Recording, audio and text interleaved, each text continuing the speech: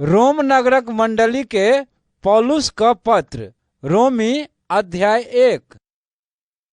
ई पत्र मसीह यीशु का सेवक पौलुस का दिस से अछि, जे मसीह दूत होयबाक लेल बजाओल गेलहुँ आ परमेश्वरक वही शुभ समाचारक प्रचार करबाक लेल अलग कयल गेल छी। जाहि शुभ समाचारक संबंध में परमेश्वर पहिनहि से अपन प्रवक्ता सभक माध्यम से पवित्र धर्मशास्त्र में वचन देने छथि। ई शुभ समाचार परमेश्वरक पुत्रक विषय में अछि, जे मानवीय वंशावली के अनुसार दाऊदक वंशज छलाह आ मूल सब में से जीव उठबाक कारणे परमेश्वरक पवित्र आत्मा द्वारा सामर्थ्यक संग परमेश्वरक पुत्र प्रमाणित भेला। ओ छथि अपना सभक प्रभु यीशु मसीह। हुनका द्वारा आ हुनकर नामक सम्मानक लेल हमरा सबके मसीह दूत बनबाक वरदान भेटल अछि, जाहिसँ सब जाति के लोकक बीच हम सब हुनकर प्रचार करी आ ओ सब विश्वास क के हुनकर अधीनता स्वीकार करें। ओही लोक सब में अहूँ सब छी। अहाँ सब जे सब यीशु मसीहक अपन लोक होयबाक लेल बजाओल गेल छी, अहाँ सब जे रोम शहर में परमेश्वरक प्रिय लोक छी आ पवित्र होयबाक लेल बजाओल गेल छी, अहाँ सब गोटे के हम ई पत्र लिख रहल छी। अपना सभक पिता परमेश्वर आ प्रभु यीशु मसीह अहाँ सब पर कृपा करत आ अहाँ सबके शांति देथि।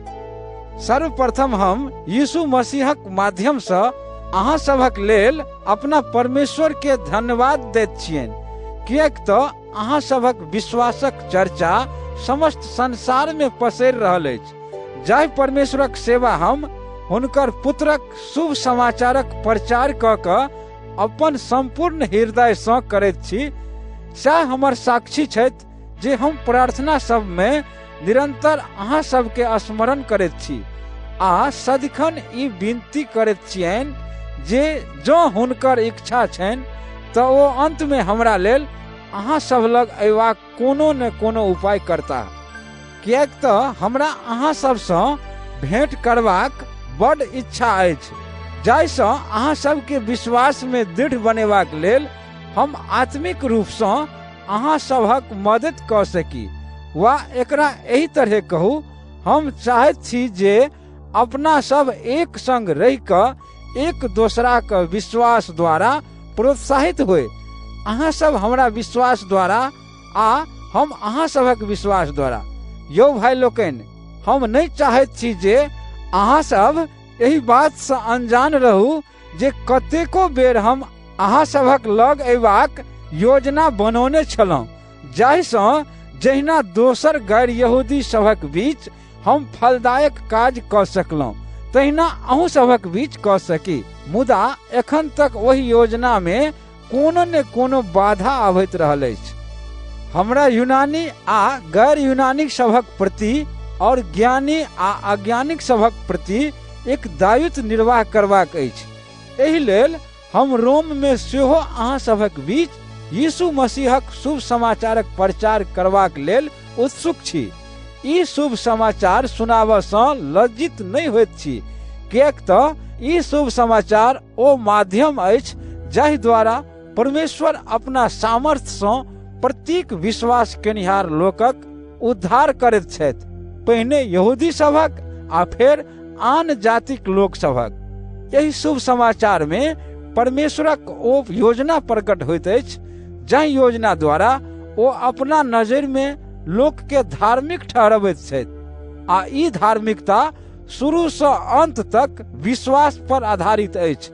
जेना धर्मशास्त्र में लिखल अछि जे विश्वास द्वारा धार्मिक ठहराओल गेल अछि से जीवन प्राप्त करत।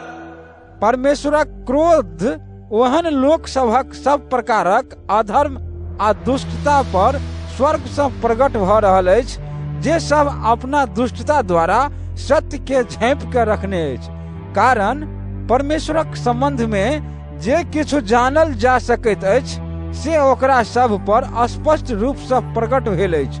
परमेश्वर अपने ओकरा सब पर यही बात के प्रकट कऽ देने छथिन, किएक तऽ परमेश्वरक अदृश्य गुण अर्थात हुनकर अनंतकालीन शक्ति आ ईश्वरीय स्वभाव संसारक सृष्टि के समय से हुनका रचना में साफ साफ दिखाई दैत अछि। तें ओकरा सबके अपन आचरणक सफाई देबाक कोनो बहाना नहीं चलतैक, किएक तऽ ओ सब परमेश्वर के जनितो नहीं हुनका परमेश्वर मान कऽ समुचित आदर कयलनि आ ने हुनका धन्यवाद देलकनि। ओ सब निरर्थक कल्पना सब में पड़ि गेल आ ओकरा सबक विवेकहीन मन अन्हार सँ भरि गेलैक। ओ सब अपना के बुद्धिमान बुझलक मुदा मूर्ख बनि गेल। ओ सब अविनाशी परमेश्वर का वैभव आ महानता का स्थान पर नाशवान मनुष्य, चिड़ै चुनमुन, चौपाया जानवर आ सांपक आकार में बनौल मूर्ति सबके परमेश्वरक समतुल्य मान अपनौलक। एहि लेल परमेश्वर ओकरा सबके ओकर अपन हृदय का काम वासना का अशुद्धता में छोड़ देलथिन, जाहिसँ आपस में ओ सब अपना शरीर के अपवित्र करे लागल। ओ सब परमेश्वरक सत्यक बदला झूठ के अपनौलक आ सृष्टि कैल वस्तु सबक पूजा आ सेवा कैलक, नहीं कि वही सृष्टिकर्ता का जे सर्वदा धन छथि। आमीन। यह कारण अछि जे परमेश्वर ओकरा सबके नीच वासना में छोड़ देलथिन। ओकरा सबक स्त्रियों स्वाभाविक संबंधक स्थान पर अस्वाभाविक संबंध राखे लागली। यही तरह पुरुष सब सेहो स्त्री संग होमय वाला स्वाभाविक संबंध के छोड़ पुरुष का संग वाला काम वासना का लेल उत्तेजित होमय लागल। पुरुष पुरुषे के संग निर्लज कर्म का अपने व्यक्तित्व में अपन दुराचरणक उचित फल पौलक। एही तरह ओ सब जखन परमेश्वर का सत्य ज्ञान के रखनाइ महत्वपूर्ण नहीं बुझलक तो परमेश्वर ओकरा सबके भ्रष्ट मोनक वश में छोड़ देलथिन, जाहिसँ ओ सब अनुचित काज करे। और तें ओ सब प्रकारक अधर्म, दुष्टता, लोभ, द्वेष आ ईर्ष्या, हत्या, झगड़ा, छल कपट आ डाह सँ भरि गेल अछि। ओ सब चुगली लगौनिहार, निंदा केनिहार, परमेश्वर सँ घृणा केनिहार, जिद्दी, घमंडी और अहंकारी अछि। ओ सब अधलाह काज करबाक नव नव तरीका सब गढ़ैत रहैत अछि, माय बाबू का आज्ञा का उल्लंघन करैत अछि। ओ सब विवेकहीन, विश्वासघाती, प्रेम शून्य और निर्दय भ गेल अछि। ओ सब परमेश्वरक ई उचित फैसला जनैत अछि जे एहन काज केनिहार मृत्यु दंड पैबाक जोगरक अछि, तैयो ओ सब मात्र अपने नहीं एहन काज करैत अछि, बल्कि एहन काज केनिहार लोक सभक समर्थन सेहो करैत अछि। रोमी अध्याय 2। ते यौ दोष लगौनिहार, अहाँ जे क्यों होय निरुत्तर छी, किएक तऽ जाहि बात में अहाँ अनका पर दोष लगबैत छी ताहि बात में अहाँ अपने के दोषी ठहराबैत छी। कारण जे दोष अहाँ अनका पर लगबैत छी सएह काज अपनो करैत छी, और अपना सब जनैत छी जे एहन अधलाह काज केनिहार लोक सब पर परमेश्वरक दिस सँ दंडक आज्ञा उचिते होइत अछि। यौ जी, अहाँ दोसर पर जे एहन काज करबाक दोष लगबैत छी आ स्वयं वह काज करैत छी, तऽ की अहाँ सोचैत छी जे अहाँ परमेश्वरक दंडक आज्ञा सँ बचि जायब, वा कि अहाँ परमेश्वरक असीम कृपा, सहनशीलता आ धैर्य के तुच्छ मानैत छी, आ ई नहीं जानैत छी जे परमेश्वर अपना कृपा द्वारा अहाँ के अपना पापक लेल पश्चाताप कऽ कऽ हृदय परिवर्तन करबाक अवसर दऽ रहल छथि। मुदा अपन जिद्दीपन आ अपरिवर्तित हृदय के कारणे अहाँ अपना लेल परमेश्वरक प्रकोप के वही दिनक लेल संचित कर रहल छी जहिया परमेश्वरक प्रकोप आ उचित न्याय प्रकट होयत।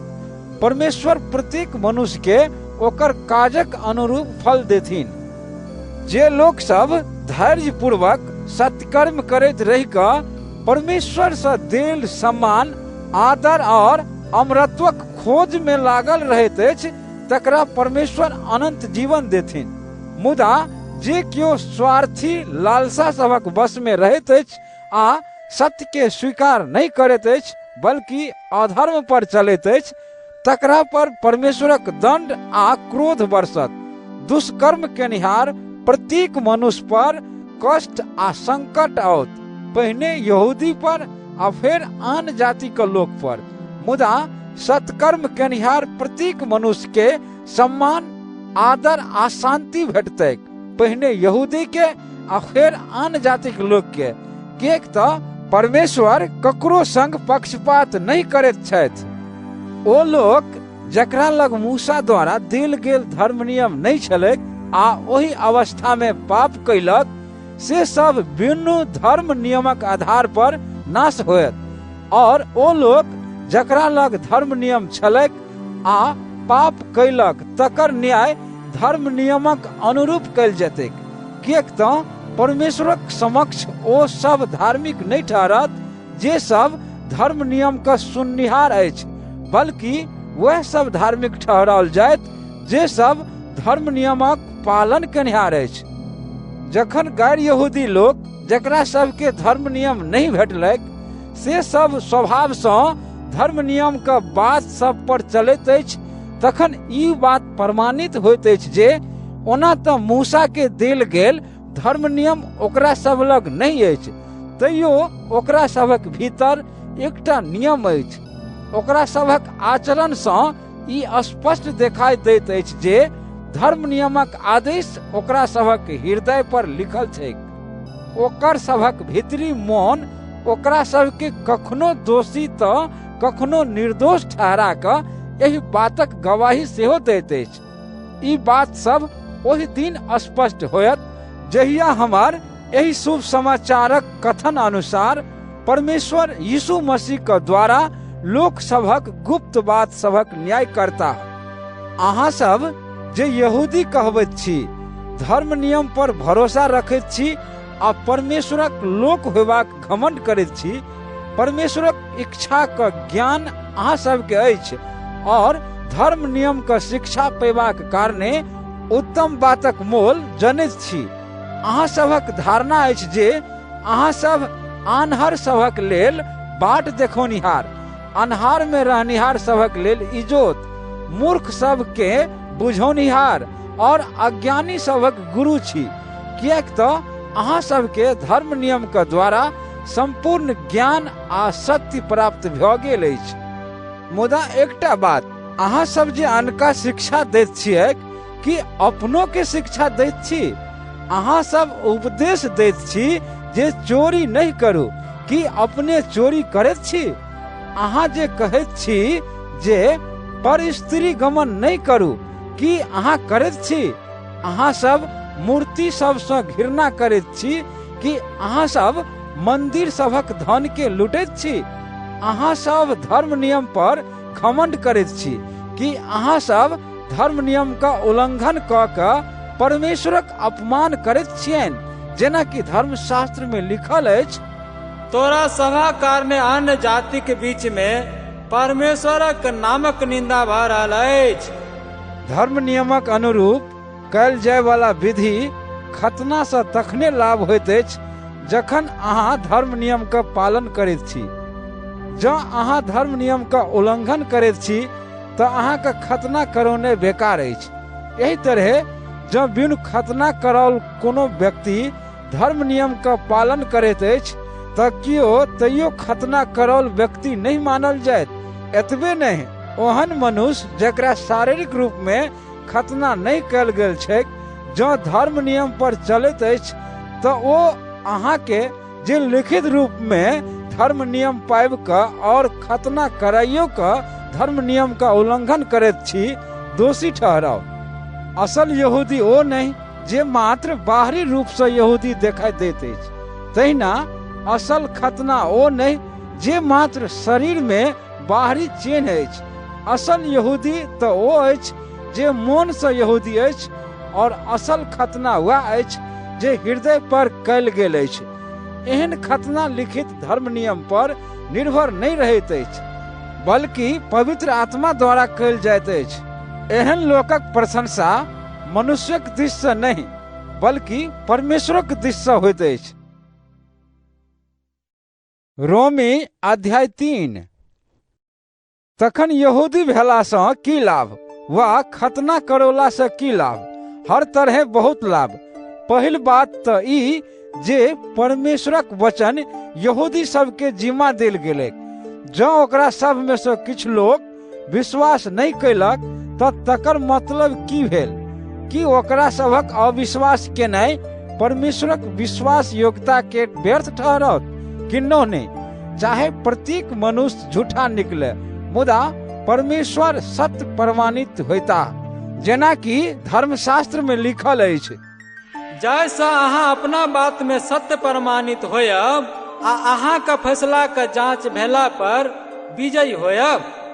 मुदा जँ हमरा सबक दुष्टता परमेश्वरक धार्मिकता के प्रदर्शित करैत अछि तऽ एना में हम सब ई की कही जे परमेश्वर जखन हमरा सब पर क्रोध प्रकट करैत छथि तऽ वो अन्याय करैत छथि। ई बात हम मानवीय सोचक अनुरूप कहि रहल छी। ओ किन्नहु नहीं अन्याय करैत छथि। जँ ओ अन्यायी होइतथि तऽ संसारक न्याय कोना के करतथि?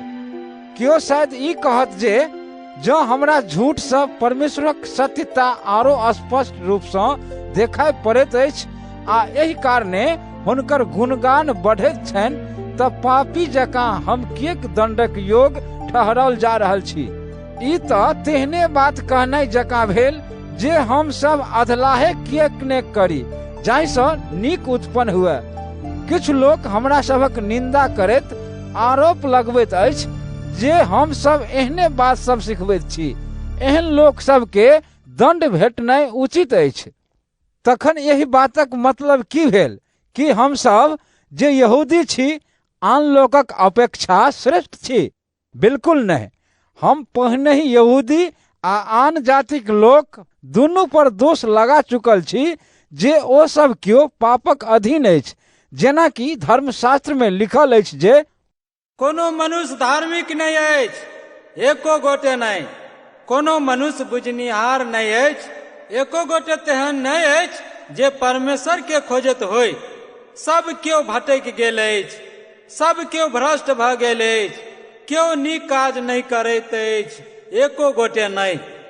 ओकर सभक कंठ खुजल कबर जकाँ छैक, ओकरा सबक मुँह में छल कपट छैक आ ठोर में सांपक विष भरल छैक। ओकरा सबक मुँह शराब आ कटुता से भरल छैक। ओकरा सबक पैर खून करबाक लेल दौड़ैत छैक। ओ सब जतऽ कतौ जाइत अछि ततऽ विनाश आ दुख ल जाइत अछि। ओ सब शांतिक बाट से अपरिचित अछि। ओकरा सबक मन में परमेश्वरक डर भय नहीं छैक।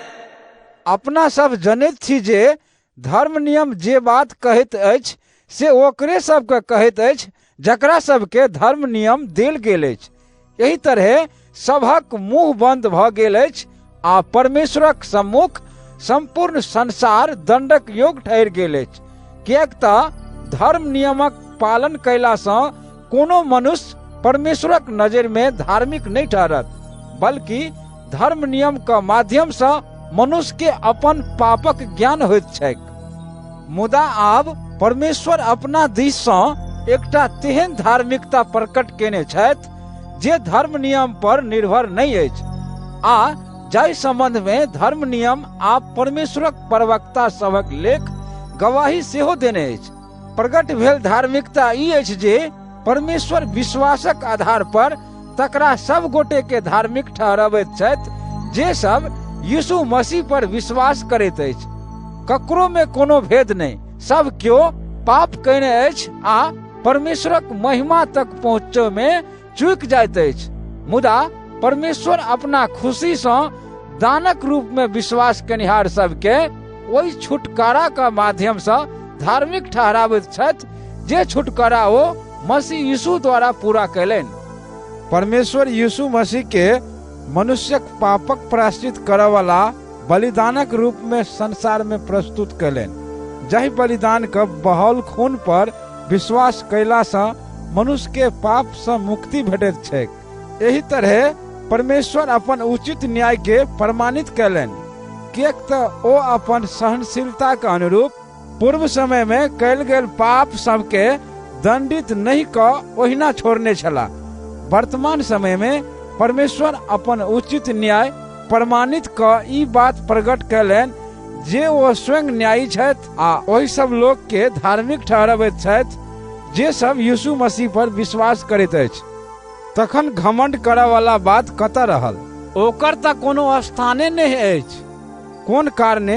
कि एहि कारणे जे धर्म नियम के पालन नहीं कऽ सकलहुँ? नहीं, बल्कि एहि कारणे जे सब बात आब विश्वासे पर निर्भर अछि। तें हमसब ई कहैत छी जे मनुष्य धर्म नियमक पालन कयला से नहीं, बल्कि विश्वासक कारणे धार्मिक ठहरैत अछि। कि परमेश्वर मात्र यहूदी सबके परमेश्वर छथि? कि ओ आन जाति सभक परमेश्वर नहीं छथि? हाँ, ओ आन जाति सभक परमेश्वर सेहो छथि, किएक तऽ परमेश्वर एके छथि। ओ यहूदी सबके ओकरा सभक विश्वासक आधार पर आ अन्य जाति लोग सबके ओकरा सभक विश्वासक आधार पर धार्मिक ठहरता। तखन कि हम सब विश्वास पर जोर दऽ कऽ धर्म नियम के आब बेकार ठहराबैत छी? कि नहि, बल्कि धर्म नियम के समर्थन करैत छी। रोमी अध्याय 4। आब हम सब अपन पूर्वज अब्राहम के विषय में की कही? धार्मिक ठहराओल जयबाक संबंध में हुनका की अनुभव भेलनि?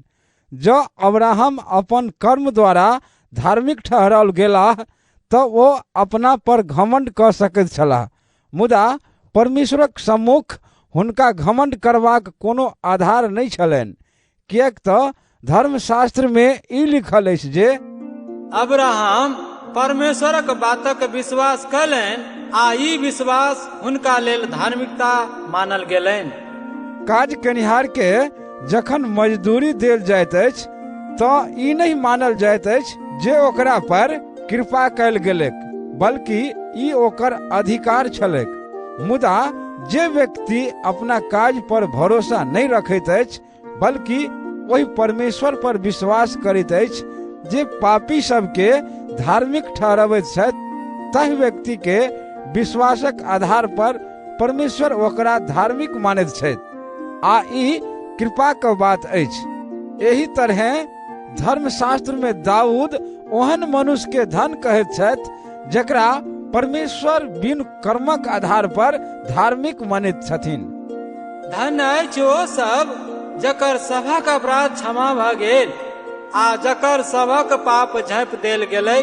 धन अछि ओ मनुष्य जकर पापक लेखा प्रभु नहीं लेथिन। कि ई आशीष खतना करल लोक सबके लेल मात्र अछि वा तकरो सबके लेल जकरा सभक खतना नहीं भेल अछि? हम सब तऽ कहैत आयल छी जे अब्राहम के विश्वास हुनका लेल धार्मिकता मानल गेलनि। तऽ हुनकर विश्वास कोन स्थिति में धार्मिकता मानल गेलनि? हुनकर खतना होमऽ से पहिने वा भेला के बाद? खतना भेला के बाद नहीं, बल्कि पहिने। हुनकर खतना जखन नहीं भेल छलनि ताहि समय में विश्वास द्वारा जे धार्मिकता प्राप्त भेल छलनि ताहि पर छाप स्वरूप खतना के चिन्ह बाद में लगाओल गेलनि। एहि तरह ओ ओहो लोक सभक पिता भेला जे सब बिन खतना करोने विश्वास करैत अछि, जाहिसँ ओकरो सभक विश्वास ओकरा सभक लेल धार्मिकता मानल जायक। अब्राहम ओहि खतना करौनिहार लोक सभक पिता सेहो छथि जे सब मात्र खतने नहीं करौने अछि, बल्कि हमरा सभक पिता अब्राहम के वही विश्वासक पद चिन्ह पर सेहो चलैत अछि जे विश्वास खतना होमऽ से पहिने हुनका में छलनि। अब्राहम आ हुनका वंश के जे वचन देल गेल छल जे ओ पृथ्वी का उत्तराधिकारी होइता, से वचन हुनका एहि लेल नहीं देल गेल जे ओ धर्म नियम का पालन कयलनि, बल्कि एहि लेल जे ओ विश्वास कयलनि आ परमेश्वर हुनका धार्मिक मानलथिन। जँ वह सब उत्तराधिकारी बनैत अछि जे सब धर्म नियम का अधीन रहैत अछि, तब विश्वास केनाइ बेकार अछि आ परमेश्वर जे वचन देलनि से निरर्थक भ जाइत अछि, किएक तऽ धर्म नियम परमेश्वरक प्रकोपे उत्पन्न करैत अछि, आ जतय नियम अछि नहि मात्र ततहि आज्ञा का उल्लंघन नहि पाओल जाइत अछि। एहि कारणे परमेश्वरक वचन पूर्ति का आधार अछि, आ मनुष्यक विश्वास जाहिसँ संपूर्ण बात परमेश्वरक दिससँ कृपा रूप में रहै, आ हुनकर वचन अब्राहम का सब वंशजक लेल अटल हुए, मात्र तकरे सभक लेल नहीं जकरा सबके धर्म नियम भेटल छै, बल्कि ओहि सब लोकक लेल जे सब अब्राहम सनक विश्वास रखैत अछि। अब्राहम अपना सब गोटे के पिता छथि, जेना कि लिखल अछि जे हम तोरा बहुतो जाति सबक पिता बनौने छियै। परमेश्वरक दृष्टि में अब्राहम अपना सबक पिता छथि। ओ ओहि परमेश्वर पर विश्वास केलनि जे मूल सबके जियबैत छथि, और जे वस्तु अस्तित्व में अछि नहीं तकरा अस्तित्व में आनैत छथि। जाहि परिस्थिति में कोनो आशा नहीं राखल जा सकैत छल, ताहू में अब्राहम आशा राखि विश्वास कयलनि, और तहिना बहुतो जाति के पिता बनि गेला, जेना कि हुनका कहल गेल छलनि जे तो हर वंशज असंख्य होइता। हुनकर उमेर लगभग 100 वर्ष भ गेल छलनि, आ ओ जनैत छलाह जे हमर शरीर से आब किछु नहीं होयत, आ ओ इहो जनैत छलाह जे सारा के बच्चा होयब असंभवे छनि। तैयो ओ परमेश्वरक वचन पर कनेको संदेह नहीं कयलनि, बल्कि विश्वास में और दृढ़ भ क परमेश्वरक स्तुति कयलनि। हुनका पक्का विश्वास छलनि जे जाहि बातक वचन परमेश्वर देने छथि तकरा पूरा करय में ओ सामर्थ्यवान छथि। यही विश्वासक कारणे ओ धार्मिक मानल गेला। धर्मशास्त्रक ई शब्द जे विश्वासक आधार पर ओ धार्मिक मानल गेला, मात्र अब्राहमे के लेल नहीं बल्कि अपनो सभक लेल लिखल गेल अछि। अपनो सबके परमेश्वर धार्मिक मानता। अपना सबके जे सब वही परमेश्वर पर विश्वास करैत छी, जे अपना सबक प्रभु यीशु के मूल सब में से जीवित कयलथिन, यीशु मसीह के अपना सबक पापक कारणे मृत्यु दंड देल गेल छलनि, आ अपना सबके धार्मिक ठहरेबाक लेल जियाओल गेलनि। रोमी अध्याय 5। एही तरह विश्वास से धार्मिक ठहराओल जेबाक कारणे प्रभु यीशु मसीहक द्वारा परमेश्वर से अपना सबहक मेल भेल अछि। यह यीशु मसीह अपना सबके परमेश्वरक संग यही नव संबंध में आनने छथि, जे संबंध हुनका कृपा पर आधारित अछि, आ जाहि संबंध में अपना सब स्थिर छी, और परमेश्वरक महिमा में सहभागी होबाक आशा में आनंदित छी। एतबे नहीं बल्कि कष्टक समय सब में सेहो आनंदित होइत छी, किएक तऽ अपना सब जनैत छी जे कष्ट से धैर्य उत्पन्न होइत अछि, धैर्य से सच चरित्रता, आ सच चरित्रता से आशा उत्पन्न होइत अछि, और ई आशा अपना सबके निराश नहीं होमय दैत अछि, किएक तऽ परमेश्वर अपन पवित्र आत्मा जे अपना सबके देने छथि, तिनका द्वारा अपन प्रेम अपना सबक हृदय में भरि देने छथि। सोचू, अपना सब जखन असहाय छलहुँ, तहिये निर्धारित समय पर मसीह अधर्मी सबक लेल मरला। दुर्लभ बात अछि जे कोनो धार्मिको मनुष्यक लेल क्यों अपन प्राण दिया। हाँ, कोनो नीक मनुष्यक लेल क्यों मरबाक साहस कइयो लिया, मुदा परमेश्वर अपना प्रेम के अपना सबक प्रति एही तरह देखबैत छथि जे जखन अपना सब पापिये छलहुँ, तखने मसीह अपना सबक लेल मरला। ते जखन अपना सब मसीहक खून द्वारा एखन धार्मिक ठहराओल गेलहुँ, तऽ निश्चय अपना सब हुनका द्वारा परमेश्वरक दंड से सेहो बचाओल जायब। किएक तऽ जखन शत्रुताक अवस्था में परमेश्वरक संग मेल मिलाप हुनका पुत्रक मृत्यु द्वारा भ गेल, तखन मेल मिलाप भ गेला पर हुनका पुत्रक जीवन द्वारा अपना सबक उद्धार किएक नहीं होयत।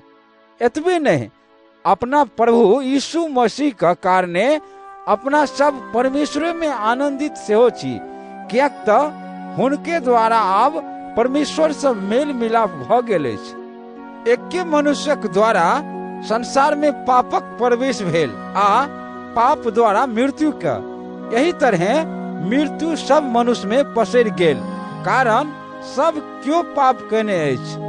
धर्म नियम जे मूसा के देल गेल ताहि सब पहिने सेहो संसार में पाप छल, मुदा जतऽ नियम नहीं होइत अछि ततऽ नियम उल्लंघन का लेखा नहीं राखल जाइत अछि। तैयो मृत्यु आदम का समय से ल क मूसा का समय धरि ओहो लोक सब पर शासन कैलक जे सब परमेश्वरक आज्ञा का उल्लंघन करबाक द्वारा पाप नहीं कयने छल, जेना आदम कैलक। आदम तिनकर प्रतीक छल जे आबऽ वाला छलाह, मुदा आदमक अपराध आ परमेश्वरक वरदान में कोनो समानता नहीं, कारण जो एके मनुष्यक अपराध सँ अनेको मनुष्य मरल तो एहि से कतेक बढ़ि के एके मनुष्यक अर्थात यीशु मसीह का वरदान द्वारा अनेकों मनुष्य पर परमेश्वरक कृपा बरसल। कहाँ ओ एक व्यक्ति का पापक परिणाम आ कहाँ ई परमेश्वरक वरदान, एहि में कोनो समानता नहीं, कियाक त एक अपराधक फलस्वरूप न्याय कयल गेल आ मनुष्य के दंड आज्ञा भेटलै, मुदा बहुतो अपराधक बाद जे वरदान देल गेलै ताहि द्वारा दोष सँ छुटकारा भेटलै। जो एके मनुष्यक पापक कारणे ओहि मनुष्य द्वारा मृत्यु राज कैलक, तो एहि से कतेक बढ़ि क जकरा सबके परमेश्वरक प्रशस्त कृपा आ धार्मिकता का दान भेटल छै, से सब एके मनुष्य अर्थात यीशु मसीह द्वारा जीवन में राज करत। एही तरह अपना सब देखैत छी जे जहिना एके अपराधक फलस्वरूप सब मनुष्य के दंड आज्ञा भेटलै, तहिना एके नीक काजक फलस्वरूप सब मनुष्यक लेल दोष सँ छुटकारा आ जीवनक प्रबंध कयल गेल। कियाक त जाहि तरह एक मनुष्यक आज्ञा उल्लंघन सँ अनेकों मनुष्य पापी भेल, ओही तरह एक मनुष्यक आज्ञा पालन सँ अनेकों मनुष्य धार्मिक ठहराओल जायत। बीच में धर्म नियम आबि गेला सँ पापक वृद्धि भेल, मुदा जतऽ पाप बढ़ल ततऽ परमेश्वरक कृपा आरो बढ़ल, जाहि सँ जहिना पाप मनुष्य के मृत्यु दऽ के शासन करैत छल, तहिना परमेश्वरक कृपा मनुष्य के धार्मिक ठहरा कऽ शासन करे, जकर फल अपना सभक प्रभु यीशु मसीह द्वारा अनंत जीवन अछि। रोमी अध्याय 6। तखन कि अपना सब और पाप करैत रही जाहि सँ परमेश्वर और कृपा करथि, किन्नौ ने अपना सब जे पापक लेखे मरि गेल छी, आब पाप में जीवन कोना व्यतीत करब।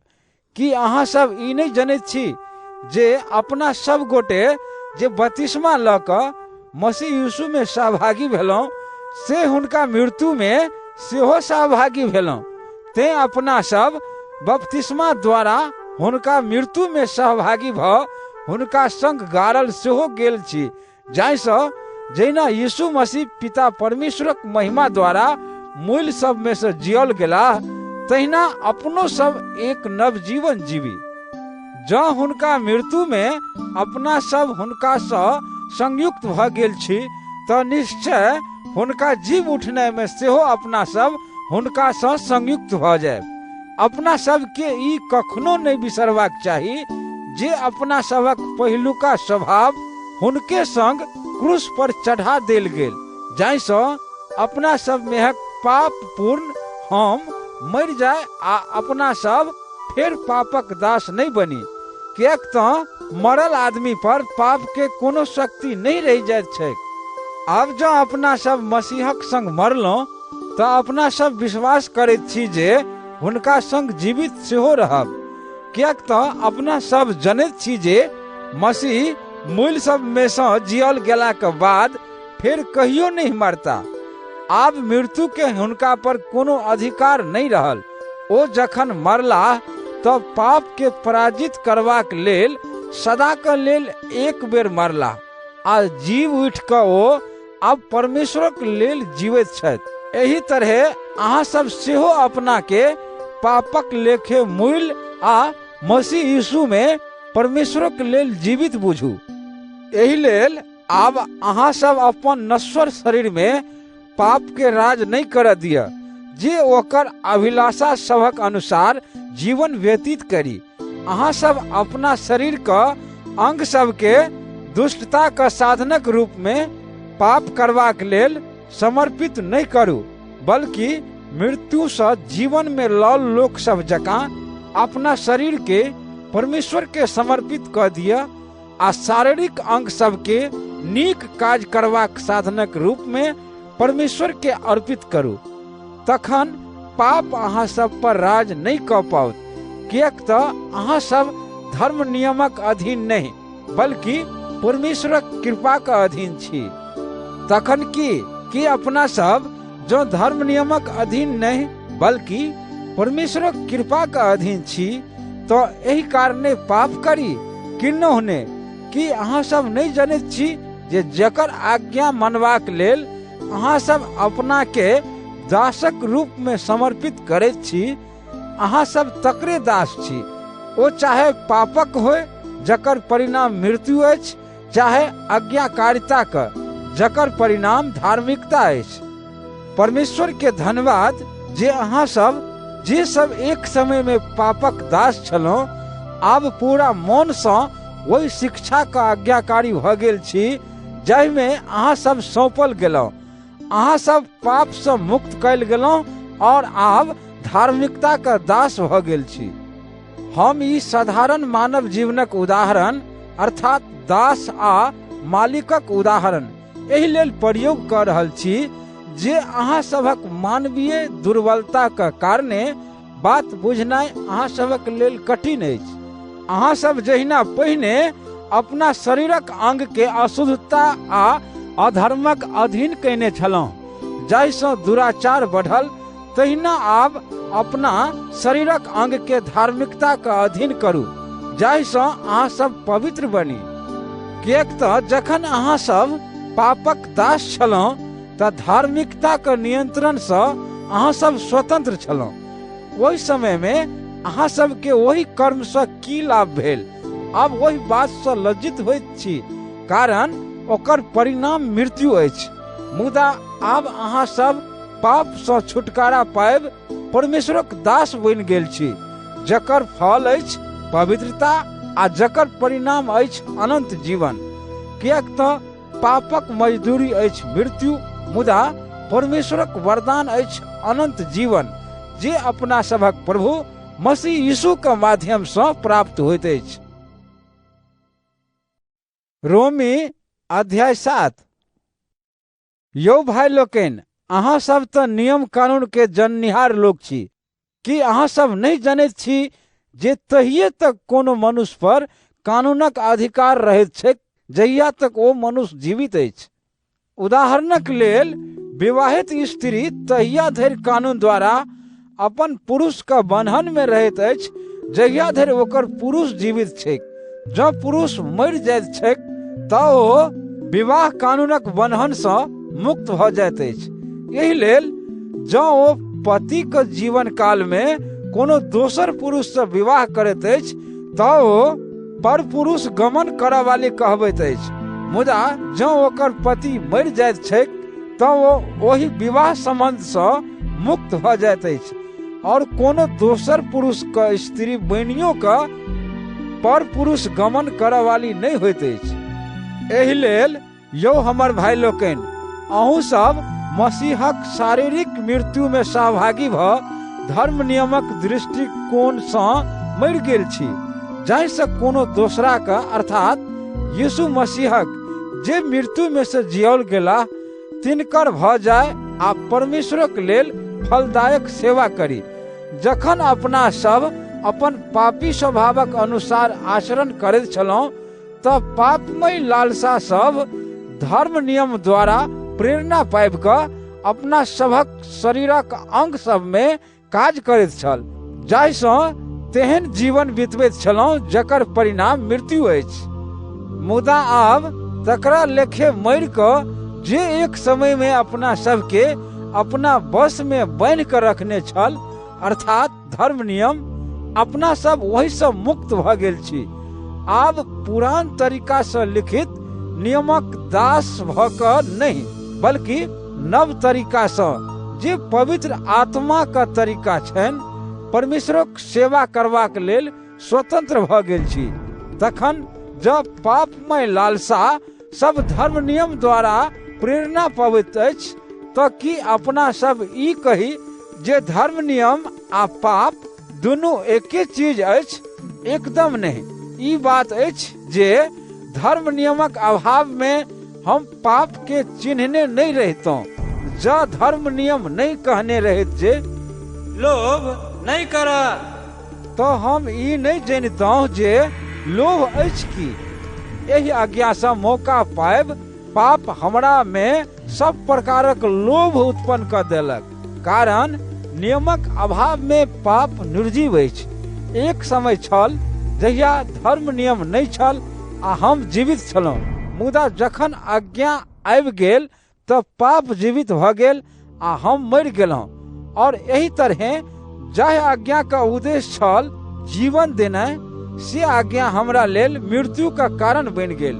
किएक तऽ पाप आज्ञा का उपस्थिति से अवसर पाएब हमरा धोखा देलक आ ओहि आज्ञा से हमरा मारि देलक। एही तरह अपना सब देखैत छी जे धर्म नियम अपने पवित्र अछि और आज्ञा सेहो पवित्र, उचित आ कल्याणकारी अछि। तखन की जे बात कल्याणकारी छल से हमरा लेल मृत्यु का कारण बनि गेल? कदापि नहीं, बल्कि जे वस्तु कल्याणकारी छल तकरा प्रयोग क के पाप हमरा लेल मृत्यु का कारण बनि गेल। यही तरह पापक वास्तविक स्वरूप प्रकट भ गेल आ आज्ञा के माध्यम से पाप और अधिक पापमय प्रमाणित भेल। अपना सब जनैत छी जे धर्म नियम आत्मा से संबंध रखैत अछि, मुदा हम मानवीय स्वभावक प्रभाव में छी आ पापक हाथे बिका गेल छी। हम की करैत छी से नहीं बुझ पाबैत छी, किएक तऽ हम जे करऽ चाहैत छी से नहीं करैत छी, बल्कि जाहि बात से हम घृणा करैत छी सएह करैत छी। आब हम जे करैत छी जँ से करबाक इच्छा हमरा नहीं अछि, तऽ एहि से स्पष्ट होइत अछि जे हम वास्तव में मानैत छी जे धर्म नियम उचित अछि। तखन एहन अवस्था में करऽ वाला हम नहीं रहलहुँ, बल्कि करऽ वाला ओ पाप अछि जे हमरा में वास कऽ रहल अछि। किएक तऽ हम जनैत छी जे हमरा में कोनो नीक वस्तु के वास नहीं अछि, अर्थात हमर मानवीय स्वभाव में नीक काज करबाक इच्छा तऽ हमरा होइत अछि, मुदा हम ओकरा कऽ नहीं पबैत छी। कारण जाहि नीक काज के हम करऽ चाहैत छी तकरा नहीं करैत छी, आ जाहि अधलाह काज के करऽ नहीं चाहैत छी तकरे करैत रहैत छी। जँ हम जे नहीं करऽ चाहैत छी सएह करैत छी तऽ ओ करऽ वाला हम नहीं, बल्कि पाप अछि जे हमरा में वास करैत अछि। यही तरह हम अपना में ई नियम पबैत छी जे जखन हम नीक काज करबाक इच्छा करैत छी तऽ अधलाहे काज हमरा से होइत अछि।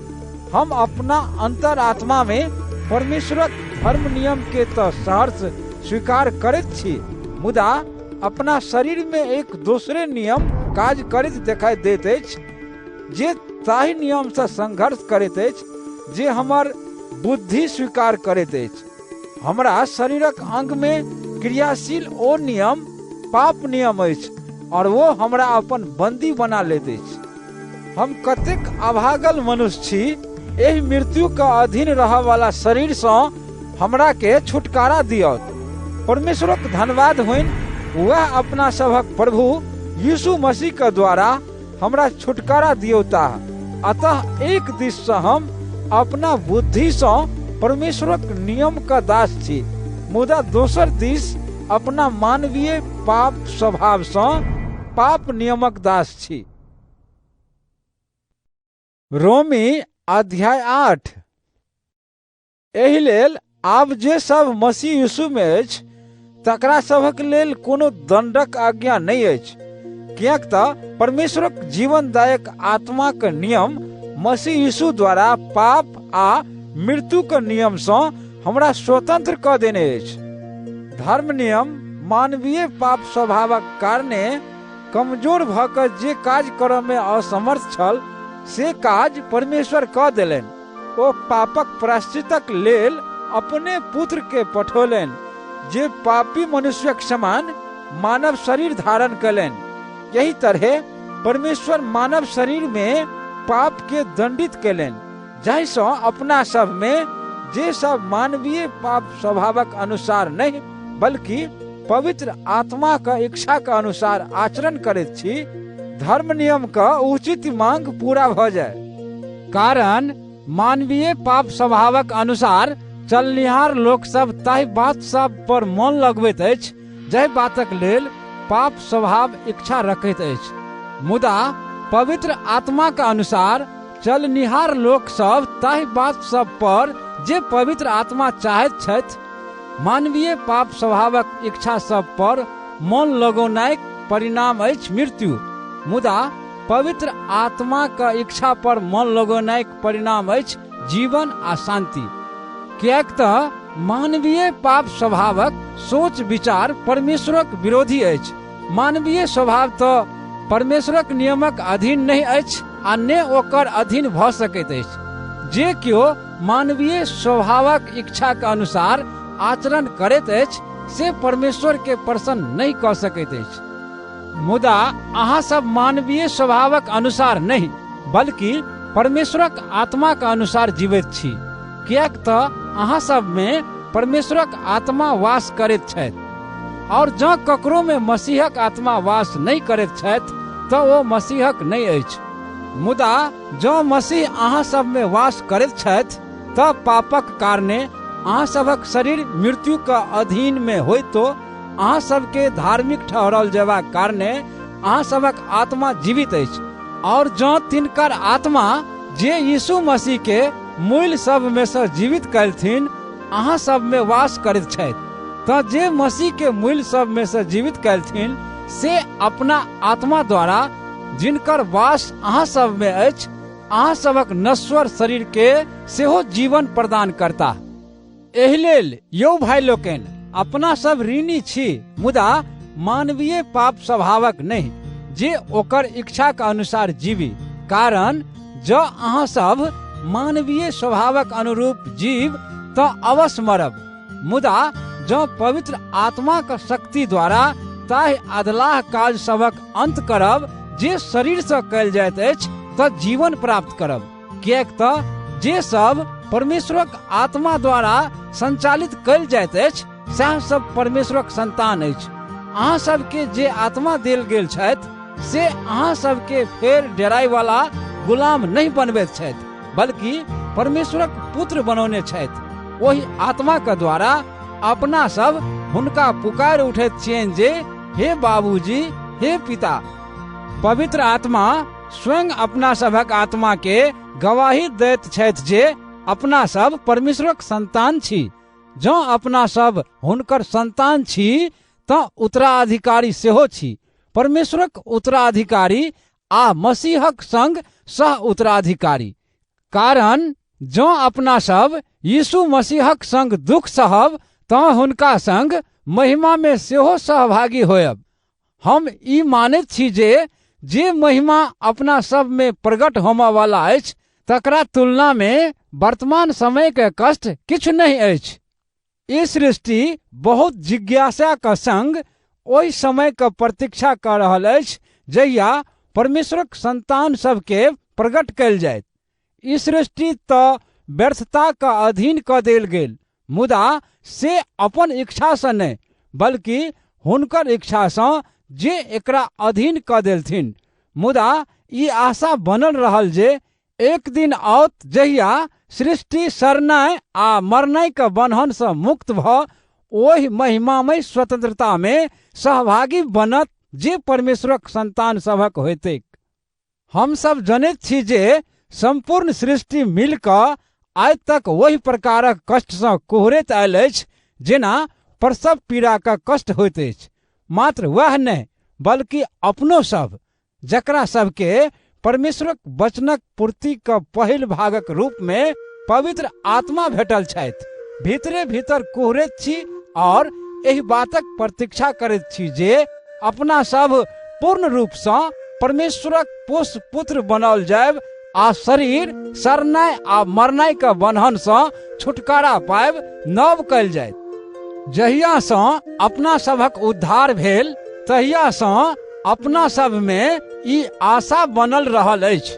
मुदा जो अपना सब वही वस्तु के प्राप्त कर लेने छी जकर आशा रखैत छी तो ओकर आशा नहीं कल जाइत अछि। जकरा कोनो वस्तु प्राप्त भ गेल छै से तकर आशा किए करत। मुदा अपना सब वही वस्तु का आशा करैत छी जे देखैत नहीं छी आ तैं धैर्य पूर्वक ओकर प्रतीक्षा करैत छी। एही तरह पवित्र आत्मा सेहो अपना सबक दुर्बलता में सहायता करैत छथि। किएक तऽ अपना सब नहीं जनैत छी जे अपना सब के प्रार्थना कोन तरह करबाक चाही। मुदा आत्मा अपने कुहर कुहर कऽ अपना सबक लेल विनती करैत छथि जकरा शब्द में व्यक्त नहीं कयल जा सकैत अछि। और परमेश्वर जे अपना सबक हृदय भेद के जनैत छथि से जनैत छथि जे आत्मा का अभिप्राय की छनि, कारण आत्मा परमेश्वरक इच्छा अनुसार हुनकर लोक सभक लेल विनती करैत छथि। अपना सब जनैत छी जे परमेश्वर से प्रेम केनिहार लोक अर्थात हुनका उद्देश्यक अनुरूप बजाओल गेल लोक सभक लेल प्रत्येक परिस्थिति में परमेश्वर भलाई उत्पन्न करैत छथि। परमेश्वर अपना लोक के शुरुए से चिन्हैत छलाह आ ओकरा सब के लेल ओ निश्चित कयलनि जे ओ सब हुनकर पुत्रक समरूप बने, जाहिसँ यीशु मसीह बहुतो भाई सबक जेठ भाई ठहरती। जकरा सबक लेल ओ ई निश्चित कयलनि जे ओ सब हुनकर पुत्रक समरूप बने तकरा सबके ओ बजौलनि सेहो, आ जकरा सबके बजौलनि तकरा सबके धार्मिक सेहो ठहरौलनि। जकरा सबके ओ धार्मिक ठहरौलनि तकरा सबके ओ अपन महिमा में सहभागी सेहो बनौलनि। यही बात सबक संबंध में आब अपना सब की कही। जो परमेश्वर अपना सबक पक्ष में छथि तो अपना सबक विरोध में के भ सकत। परमेश्वर अपन निज पुत्र के जो बचा के नहीं रखलनि बल्कि अपना सब गोटे के लेल दऽ देलनि, तखन कि ओ खुशी से अपना पुत्रक संग सब किछ अपना सबके नहीं देता। परमेश्वरक चुनल लोक सब पर के दोष लगाओत। परमेश्वर स्वयं अपना सबके धार्मिक ठहरा रहल छथि, तो फिर अपना सबके दंडक आज्ञा के दऽ सकत। मसीह यीशु तो स्वयं अपना सबक लेल मरलाह, एतबे नहीं ओ जियाल सेहो गेलाह आ परमेश्वरक दहिना कात विराजमान भ अपना सबक पक्ष में विनती करैत छथि। अपना सबके मसीहक प्रेम से के अलग कऽ सकैत अछि कि कष्ट वा संकट वा अत्याचार वा अकाल वा गरीबी वा खतरा वा तरुआर, जेना कि धर्मशास्त्र में लिखल अछि, अहाँके लेल दिन भरि हम सब वध कयल जाइत छी, वध होमे वाला भेड़ा सब जकाँ हम सब मानल गेल छी। नहीं, अपना सबसे जे प्रेम कयने छथि तिनका द्वारा अपना सब यही सब बात में पूर्ण विजय पाबैत छी। किएक तऽ हमरा पूर्ण विश्वास अछि जे ने मृत्यु आ ने जीवन, ने स्वर्गदूत आ ने नरक दूत, ने वर्तमान आ ने भविष्य, ने कोनो तरहक शक्ति, ने आकाश आ ने पाताल और ने सौंसे सृष्टि में आरो कोनो वस्तु अपना सबके परमेश्वरक ओहि प्रेम से अलग कऽ सकत जे वो अपना सबक प्रभु मसीह यीशु द्वारा प्रकट कैलनि। रोमी अध्याय 9। हम मसीहक उपस्थिति में सत्य कहैत छी, हम झूठ नहीं बजैत छी। हमर विवेक सेहो परमेश्वरक पवित्र आत्मा का अधीन रहि कऽ एहि बातक गवाही दऽ रहल अछि जे हम अत्यंत दुखी छी आ हमर हृदय अटूट वेदना से भरल रहैत अछि। एतऽ तक जे हम एहू लेल तैयार छी जे जो एहि द्वारा हमर अपन सजाइत वाला भाई बंधु सब मसीह पर विश्वास कऽ उद्धार पाबितथि तऽ हम अपने शरापित भ मसीह से अलग भ जैतहुँ। ओ सब इस्राएली छथि, हुनका सबके परमेश्वर अपन पुत्र मानलथिन, अपन महिमा का दर्शन देलथिन, हुनका सबक संग विशेष संबंध स्थापित कैलनि, हुनका सबके धर्म नियम और परमेश्वरक सेवा का विधान देल गेलनि, हुनका सबके परमेश्वर अनेकों बातक विषय में वचन देलनि। ओ सब महान पूर्वजक संतान छथि, आ मसीह से हो शारीरिक दृष्टिकोण से हुनके सबक वंशज छथि। यीशु मसीह जे सर्वोच्च परमेश्वर छथि, युग युग तक हुनकर स्तुति होइन, आमीन। मुदा इस्राएली सबक विश्वासक अर्थ ई नहीं जे हुनका सबके देल गेल परमेश्वरक वचन असफल भ गेल, किएक त ई बात नहीं अछि जे इस्राएलक वंश में जन्म लेनिहार सब लोग इस्राएली अछि, आने अब्राहम का वंशज होयबाक कारणे सब हुनकर संतान मानल जाइत अछि। कारण धर्मशास्त्र में लिखल अछि जे परमेश्वर अब्राहम के कहने छलथिन जे इसहाके से उत्पन्न वंशज तोहर वंश मानल जाता। एकर अर्थ ई भेल जे अब्राहम का वंश में जे सब प्राकृतिक तरीका से जन्म लेलक से सब परमेश्वरक संतान नहीं मानल जाइत अछि, बल्कि जे सब परमेश्वर का देल वचनक अनुसार जन्म लेलक वह सब वास्तविक वंशज मानल जाइत अछि, किएक त वचनक शब्द ई छल, हम निर्धारित समय पर फेर आयब आ तैया सारा के एकेटा बेटा होइत। एतबे नहीं बल्कि रिबका के सेहो, जिनकर दुनू बच्चा का पिता हमरा सबक पूर्वज इसहाक छला, तिनको एक वचन देल गेल छलनि, जाय समय में हुनकर ओ दुनू जौआ जन्मो नहीं लेने छल, अन्य ओ सब कोनो नीक वा अदलाह काज कैने छल, ताय समय में हुनका कहल गेलनि जे जेठ बेटा छटका का सेवा करत। ई एहि लेल भेल जे परमेश्वरक निर्णय का उद्देश्य पूरा होइन, और से निर्णय मनुष्यक कर्म पर नहीं बल्कि बजौनिहारक स्वतंत्र चुनाव पर निर्भर अछि। तहिना एहि दुनू भाइक संबंध में धर्मशास्त्र में परमेश्वरक ई कथन सेहो लिखल अछि जे हम याकूब से प्रेम कैलहुँ मुदा एसाव के तुच्छ बुझलहुँ। तो एहि बात सबक संबंध में अपना सब की कही कि परमेश्वर अन्यायी छथि? एकदम नहीं, किएक त परमेश्वर मूसा के कहलथिन, हम जकरा पर चाहब तकरा पर कृपा करब आ जकरा पर चाहब तकरा पर दया करब।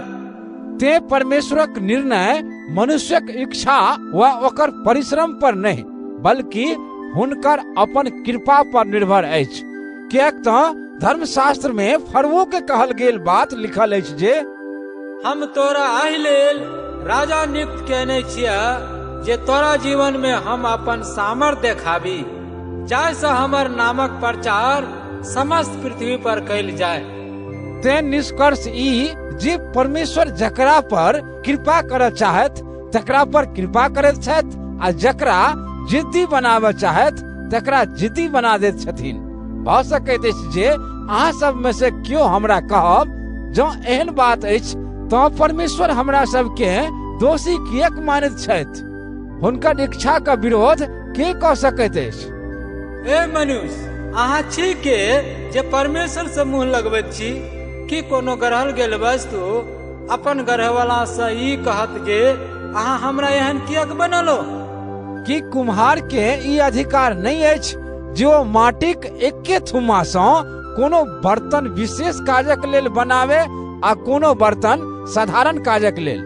जँ परमेश्वर अपन क्रोध देखेबाक और अपन सामर्थ्यक प्रकट करबाक इच्छा रखतो कोप में पड़े वाला वही लोक सब के अधिक समय धरि सहन कैलनि जे सब विनाशक लेल तैयार कैल गेल छल, ताकि हुनकर से अधिकार नहीं छलनि।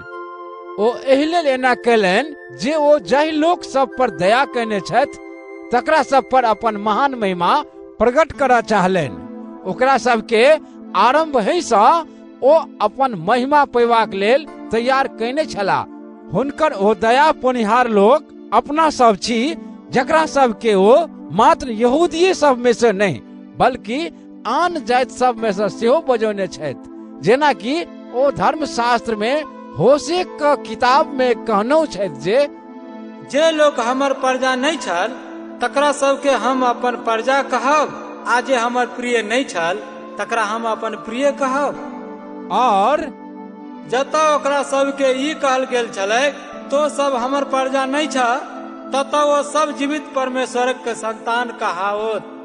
धर्मशास्त्र में इहो लिखल अछि जे इजरायलक संबंध में यशायाह घोषणा करैत छथि जे इस्राएलक संतानक संख्या समुद्र बालू जकाँ असंख्य किएक न होय, तैयो ओकरा सब में से किछुए लोग बचाओल जाय।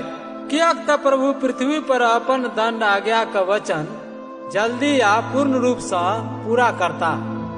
जहिना परमेश्वरक प्रवक्ता यशायाह पहिने कहने छलाह तहिना भयबो कयल जे जँ सर्वशक्तिमान प्रभु हमरा सबक लेल किछु वंशज के नहीं छोड़ देने रहती तऽ हम सब सदोम आ गमोरा नगर जकाँ नष्ट भ गेल रहितौं। तऽ ई सब कहबाक अर्थ की अछि?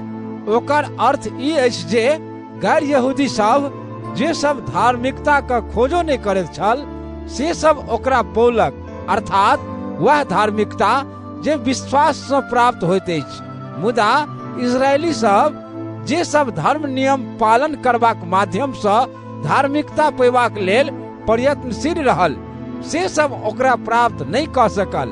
किएक नहीं कऽ सकल? तकर कारण ई जे ओ सब तकरा विश्वास द्वारा नहीं बल्कि कर्म द्वारा पेबाक कोशिश करैत छल। एही तरह ठेस लागऽ वाला पाथर में ओकरा सबके ठेस लगिए गेलै, जेना कि धर्मशास्त्र में लिखल अछि, देखू हम सियोन में ओहन पाथर राखैत छी जाहि में लोग के ठेस लगतै, ओहन चट्टान रखैत छी जाहि पर लोग खसत। जे के हुनका पर भरोसा राखत तकरा कहियो लज्जित नहीं होमऽ पड़तै। रोमी अध्याय 10। यो भाई लोकनि, हमर हार्दिक इच्छा आ परमेश्वर से प्रार्थना अछि जे इजरायली सब उद्धार पाबैत। हम हुनका सबक संबंध में ई गवाही दऽ सकैत छी जे हुनका सबके परमेश्वरक प्रति जोश छनि, मुदा ई जोश सत्यक ज्ञान पर आधारित नहीं छनि, कारण ओ सब धार्मिक ठहरबाक ओहि माध्यम पर ध्यान नहीं देलनि जे परमेश्वर स्थापित कयलनि, बल्कि अपन माध्यम स्थापित करबाक प्रयत्न कयलनि। यही तरह ओ सब परमेश्वर द्वारा देल जाय वाला धार्मिकता का अधीन भेनाइ अस्वीकार कयलनि। मसीह धार्मिकता प्राप्त करबाक ओहि माध्यम के अंत करैत छथि जे धर्म नियम पर निर्भर रहैत अछि, जाहिसँ जे केओ विश्वास करैत अछि से धार्मिक ठहराओल जाय। मूसा धर्म नियम पर आधारित धार्मिकता के विषय में ई लिखना छथि जे व्यक्ति धर्म नियमक पालन करैत अछि से ओहि द्वारा जीवन पाओत।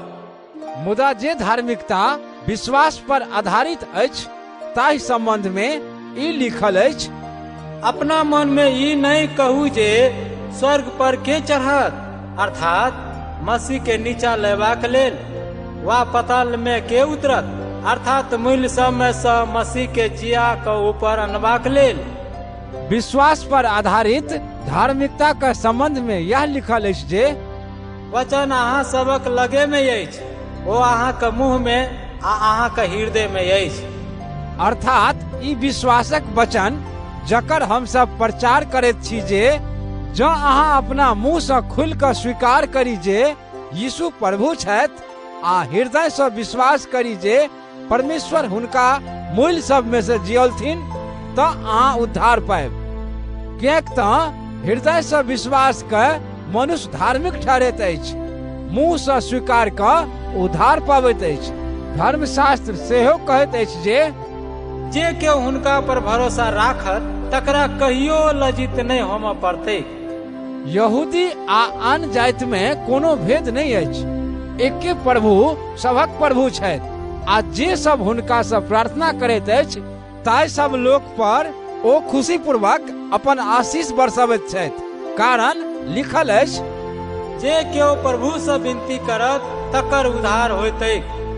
मुदा लोक तिनका सँ विनती कोना करत जिनका पर विश्वास नहीं कयने अछि, आ तिनका पर विश्वास कोना करत जिनका विषय में सुनने नहीं अछि, आ सुनत कोना जावत धरि क्यों हुनका संबंध में प्रचार नहीं करत, और लोक प्रचार कोना करत जावत धरि पठाओल नहीं जायत।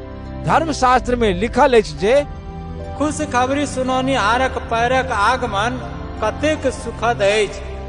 मुदा सब इजरायली यही शुभ समाचार के मानल नहीं, जेना कि यशायाह कहैत छथि जे यो प्रभु, हमरा सबक द्वारा सुनाओल गेल उपदेशक बात पर के विश्वास कयने अछि। एही तरह अपना सब देखैत छी जे सुनला के बादे क्यों विश्वास कर सकैत अछि, आ जे सुनबाक अछि से अछि मसीहक वचन। मुदा आब हम पूछैत छी जे कि ओ सब नहीं सुनने छथि? हाँ, ओ सब अवश्य सुनने छथि, जेना कि धर्मशास्त्र कहैत अछि जे संवाद सुनबे वाला सभक स्वर समस्त पृथ्वी पर पसरि गेल अछि, आ हुनकर सभक वचन संसारक कोना कोना में पहुँच गेल अछि। हम फेर पूछैत छी कि इस्राएली सब ओ शुभ समाचार नहीं बुझ पौलनि?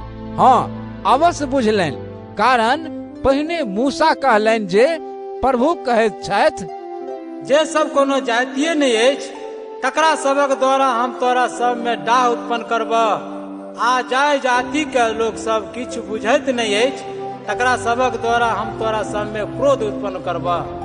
तखन यशायाह एकदम खुल के कहलनि जे प्रभु कहैत छथि, जे सब हमरा तकैत नहीं छल से सब हमरा पाबि लेलक, आ जे सब हमरा संबंध में पूछतो नहीं छल तकरा सब पर हम अपना के प्रकट कऽ देलियै। मुदा इस्राएली सबक संबंध में ओ ई कहैत छथि, आज्ञा नहीं माने वाला आ जिदी अपन प्रजा सबक दिस हम भरि दिन अपन बाँह पसारने रहलहुँ। रोमी अध्याय 11। आब ई प्रश्न उठैत अछि जे कि परमेश्वर अपन प्रजा इस्राएली सबक परित्याग कर देने छथि? किन्नो ने, हम अपने इस्राएली छी, अब्राहम का वंशज आ बिन्यामीनक कुलक छी।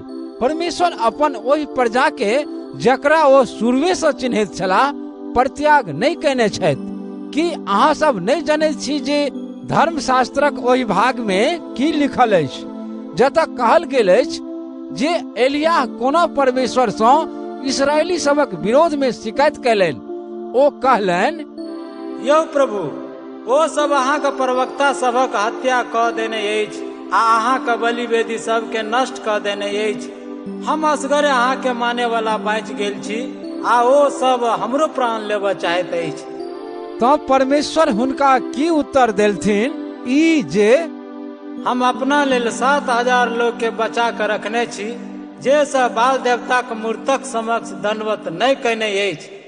ठीक एही प्रकारे वर्तमान समय में सेहो परमेश्वर अपन प्रजा में सँ अपना लेल एक छोट भाग बचा कर रखने छथि, जकरा ओ अपना कृपा से चुनलनि। और ई जो परमेश्वरक कृपा का परिणाम अछि तऽ मनुष्यक कर्मक फल आब नहीं भेल, नहीं तऽ परमेश्वरक कृपा कृपे नहीं रहैत तऽ एकर मतलब की भेल?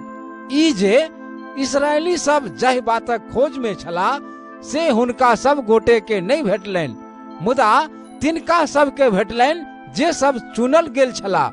बाकी लोग सब जिद्दी बनि गेलैक, जेना धर्मशास्त्र में लिखलो अछि, परमेश्वर ओकरा सबक मन सुस्त बना देलथिन, एहन आँखि देलथिन जे देख नहीं सकैत छल, आ एहन कान देलथिन जे सुनि नहीं सकैत छल, और आइ धरि ओकरा सबक दशा एहने बनल छै। तहिना दाऊद कहैत छथि जे ओकर सबक भोजन ओकरा सबक लेल जाल आ फांस बनि जायक, ओकरा सबक पतन आ दंड का कारण बनेक, ओकरा सबक आँखिक आगा अन्हार पसरि जायक, जाहि से ओ सब देख नहीं सकैया, आ ओकरा सबक पीठ सब दिनक लेल बोझ से झुकल रहेक। ई प्रश्न आब उठ सकैत अछि जे इस्राएली सब एहन ठोकर खैलनि जे आब हुनका सबक लेल कोनो उपाय नहीं अछि। किन्नो नहीं, बल्कि हुनका सबक अपराधक कारणे गैर यहूदी लोक सब के उद्धार भेटल अछि, जाहिसँ से देख कऽ इस्राएलियो सब में उद्धार पैबाक उत्सुकता जागि उठनि। आब जखन इजरायली सबक अपराध आ पतन से संसार के अर्थात आन जाति सबके एतेक लाभ भेलैक तो सोचू जे तखन कतेक लाभ होयत जखन ओ सब इजरायली जतेक के परमेश्वर चुनने छथि से अपन पूर्ण संख्या में विश्वास क क मसीह लग आबि जैता। आब अहाँ सबके जे सब गैर यहूदी लोग छी, हम ई कहैत छी, हम तऽ गैर यहूदी लोग में प्रचार करबाक लेल मसीह दूतक रूप में चुनल गेल छी आ हम अपन एहि काज के विशेष महत्व दैत छी, जाहिसँ अहाँ सबके जे किछु भेटल अछि से प्राप्त करबाक उत्सुकता हम अपन सजाइत लोक सब में उत्पन्न क कोनो तरह हुनका सब में से किछु लोग के बचा सकी। किएक तऽ जँ हुनका सबके परित्यागक फलस्वरूप परमेश्वरक संग संसारक मेल मिलाप भेल अछि तऽ हुनका सबके स्वीकारक परिणाम हुनका सबक लेल मरल स्थिति में से जियल जयबाक बात छोड़ और की होयत। जो सानल आटा का वो भाग पवित्र अछि जे प्रथम फलक रूप में अर्पण कयल गेल तऽ संपूर्ण सानल आटा पवित्र अछि। जो गाछक जड़ि पवित्र अछि तऽ गाछक ठाढ़ि सेहो पवित्र अछि। मुदा जँ गाछक किछु ठाढ़ि काटि कऽ अलग कयल गेल अछि आ अहाँ सब जे सब जंगली जैतूनक ठाढ़ि छी से सब ओहि नीक जैतून में कलम लगाओल गेलहुँ आ ओकर जड़ि आ रस भंडार में सहभागी भेलहुँ तऽ ओहि काटल ठाढ़ि सबक सम्मुख अहंकार नहीं करू। जँ अहाँ सब अहंकार करी तऽ मोन राखू जे जड़ि अहाँ सब पर नहीं बल्कि अहाँ सब जड़ि पर आश्रित छी। आब अहाँ सब कहब जे ठाढ़ि सबके एहि लेल काटल गेल जे हमरा सबके कलम लगाओल जाय। मान लो मुदा हुनका सबके अविश्वासे का कारणे काटि कऽ अलग कयल गेलनि आ अहाँ सब विश्वासक कारण अपन स्थान पर स्थिर छी। ते अहंकार नहीं करू बल्कि भय मानू, किएक तऽ जखन परमेश्वर मूल ठाढ़ि के नहीं छोड़लनि तऽ ओ अहूँ सबके नहीं छोड़ता। ते परमेश्वरक दया आ कठोरता दुनू पर ध्यान राखू।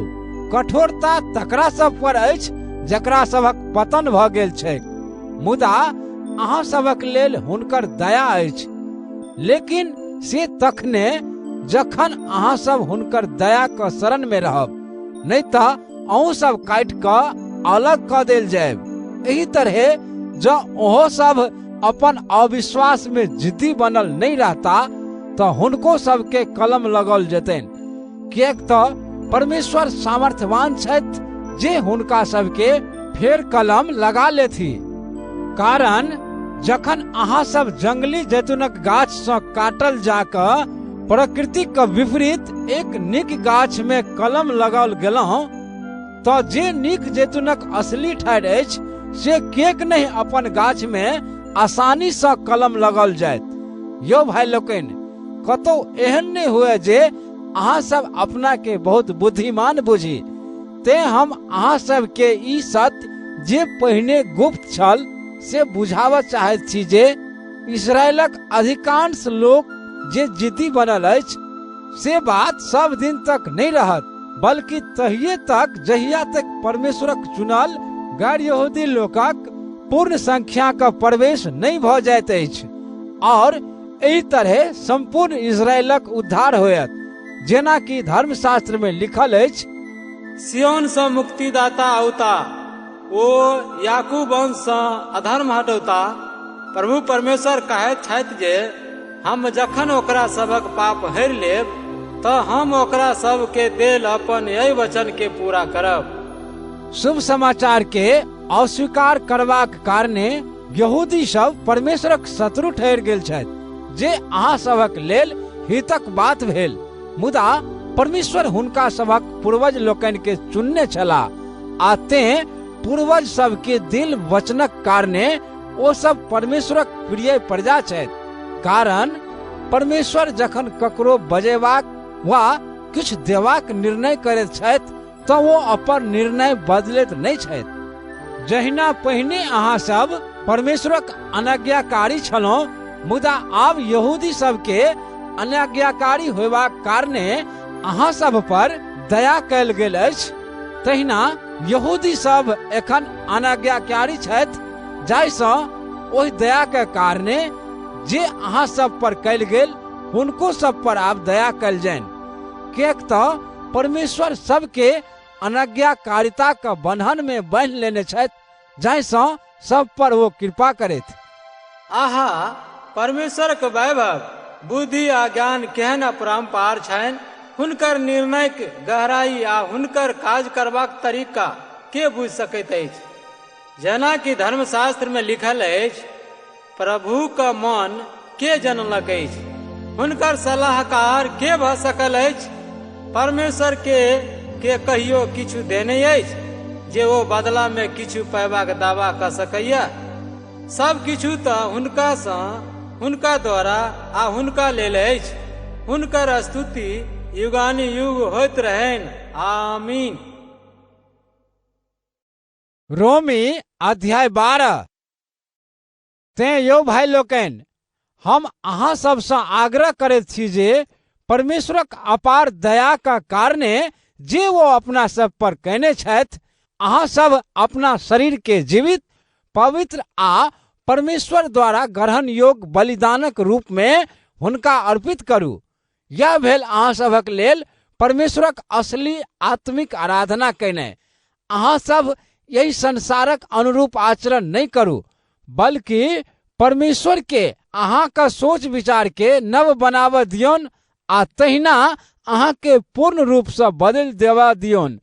एही तरह परमेश्वर अहाँ सबसे की चाहैत छथि, अर्थात हुनका नजर में की नीक अछि, की ग्रहण योग्य अछि आ की सर्वोत्तम अछि, तकरा अहाँ सब अनुभव से जानि जायब। हम वही वरदानक अधिकार से जे प्रभु अपना कृपा से हमरा देलनि, अहाँ सब में से प्रत्येक के ई कहैत छी जे क्यों अपना के जतेक बुझक चाही ताहिसँ बेसी महत्वपूर्ण नहीं बुझू, बल्कि परमेश्वर से देल गेल विश्वासक नाप से प्रत्येक व्यक्ति अपन संतुलित मूल्यांकन करू। किएक तऽ जहिना अपना सब गोटे के एकेटा शरीर अछि, जाहिमे अनेक अंग होइत अछि आ सब अंगक काज एक समान नहीं होइत अछि, तहिना अपनो सब अनेक होइतो मसीह में एके शरीर छी आ सब अंग एक दोसरा का अछि। अपना सब पर कयल गेल कृपा के अनुसार अपना सब के भेटल वरदान सेहो भिन्न भिन्न अछि। जो किनको परमेश्वर से संवाद पाइब सुनेबाक वरदान भेटल होइन, तो वो अपना विश्वासक अनुरूप तकर ठीक ठीक उपयोग करथु। जो सेवा करबाक तो सेवा का काज में लागल रहथु। जो किनको शिक्षा देवाक वरदान भेटल होइन तो शिक्षा देवाक काज में लागल रहथु। आ जो दोसर के विश्वास में उत्साहित करवाक वरदान भेटल होइन तो उत्साह देत रहथु। दान देवा वाला हृदय खोल का दान देथु। अगुआ सब कर्मठ भ का अगुवाई करथु आ दया करे वाला सब खुशी मन से उपकार करथु। अहाँ सभक प्रेम निष्कपट होए। जे किछु अधलाह अछि ताहिसँ घृणा करू, जे किछु नीक अछि ताहिसँ प्रेम करू। एक दोसर सँ भाई बहिन वाला प्रेम रख, एक दोसरा के लेल समर्पित रहू। आपस में एक दोसर के आदर का संग अपना से श्रेष्ठ मानू। आलस नहीं करू, बल्कि आत्मिक उत्साह से परिपूर्ण भ प्रभु का सेवा करते रहू। आशा रख, आनंदित रहू। विपत्ति में धैर्य राखू। प्रार्थना में लागल रहू। परमेश्वरक लोक सबके जाहि बातक आवश्यकता होइन ताहि में हुनकर सहायता करियौन। अतिथि सत्कार करऽ में तत्पर रहू। अहाँ सब पर जे अत्याचार करे तकरा आशीर्वाद दिया। हाँ, आशीर्वाद दिया, शराप नहीं। जे क्यों आनंदित अछि तकरा संग आनंद मनाओ, आ जे क्यों शोकित अछि तकरा संग शोक। आपस में मेल मिलापक भावना रखू। घमंडी नहीं बनू, बल्कि दीनहीन सभक संगति करू। अपना के बड़का बुधियार नहीं बुझे लागू। क्यों जो अहाँ का संग अधलाह व्यवहार कैलक तो बदला में अहाँ ओकरा संग अधलाह व्यवहार नहीं करू। सभक नजर में जे बात उचित अछि सह करबाक चेष्टा करू। जहाँ तक भ सके और जहाँ तक अहाँ का बस में हुए सब लोगक संग मेल से रहू। प्रिय भाई लोकन, अहाँ सब स्वयं ककरो सँ बदला नहीं लिया, बल्कि तकरा परमेश्वरक क्रोध पर छोड़ दिया। कारण धर्मशास्त्र में लिखल अछि जे प्रभु कहै छथि जे बदला लेबा काज हमर अछि, हमही बदला लेब। बरु जेना लिखल अछि, जँ अहाँके शत्रु भूखल अछि तऽ ओकरा भोजन करबियौ, जँ पियासल अछि तऽ ओकरा पानि पियाबियौ। कारण एहि प्रकारे अहाँके प्रेम पूर्ण व्यवहार सँ ओ लाजे गैल जायत। अहाँ सब दुष्टता से हार नहीं मानू, बल्कि भलाई द्वारा दुष्टता पर विजय हो। रोमी अध्याय 13। प्रत्येक व्यक्ति शासन केनिहार अधिकारी सभक अधीन रहो, किएक तऽ कोनो अधिकार एहन नहीं अछि जे परमेश्वर द्वारा स्थापित नहीं कयल गेल हुए। जे सब शासन कर रहल छथि तिनकर सभक अधिकार परमेश्वर से भेटल छनि। एहि लेल जे केओ शासनक विरोध करैत अछि से तकर विरोध करैत अछि जे परमेश्वर स्थापित केने छथि आ अपना पर दंडक आज्ञा के बजबैत अछि। कारण अधिकारी सब उचित काज केनिहार सभक लेल नहीं, बल्कि गलत काज केनिहार सभक लेल भय उत्पन्न करैत छथि। कि अहाँ अधिकारी सँ निर्भय रह चाहैत छी, तखन उचित काज करैत रहू आ ओ अहाँके प्रशंसा करता, किएक तऽ ओ अहाँके कल्याण करबाक लेल परमेश्वरक सेवक छथि। मुदा जँ अहाँ गलत काज करैत छी तऽ हुनका सँ अवश्य भयभीत हो, कारण दंड देबाक अधिकार हुनका व्यर्थे नहीं छनि।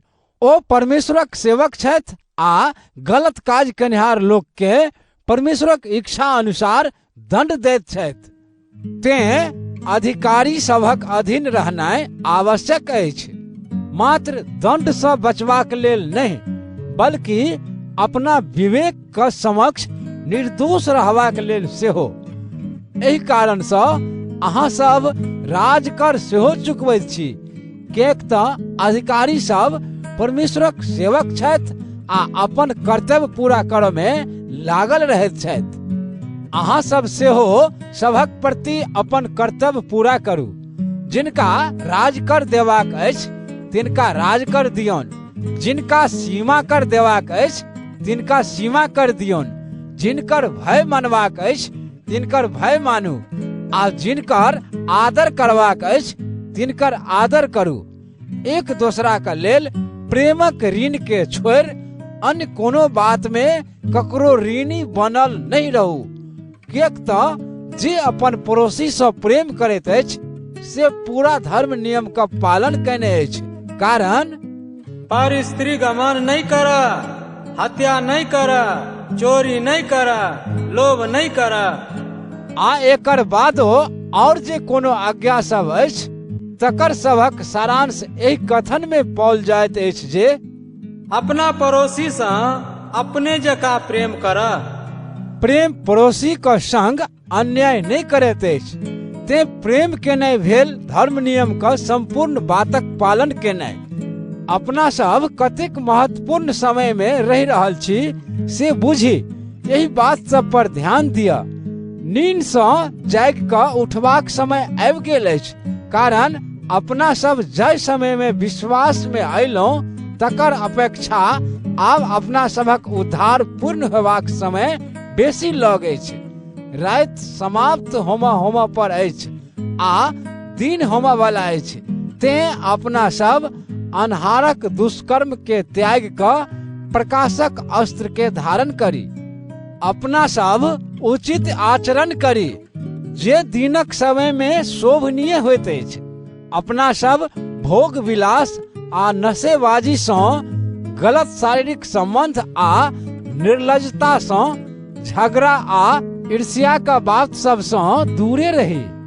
प्रभु यीशु मसीह के धारण करू आ अपन पापी स्वभावक इच्छा सबके तृप्त करबाक विचार छोड़ि दिअ। रोमी अध्याय 14। जे व्यक्ति विश्वास में कमजोर अछि तकरा स्वीकार करू और व्यक्तिगत विचारधारा का कारण ओकरा सब वाद विवाद नहीं करू। क्यों विश्वास करैत अछि जे सब प्रकारक भोजन केनाइ उचित अछि।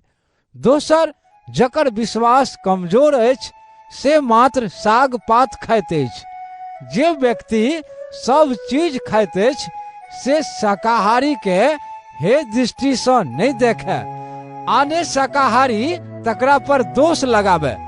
जे सब चीज खाइत अछि कारण परमेश्वर ओकरा स्वीकार केने छथि।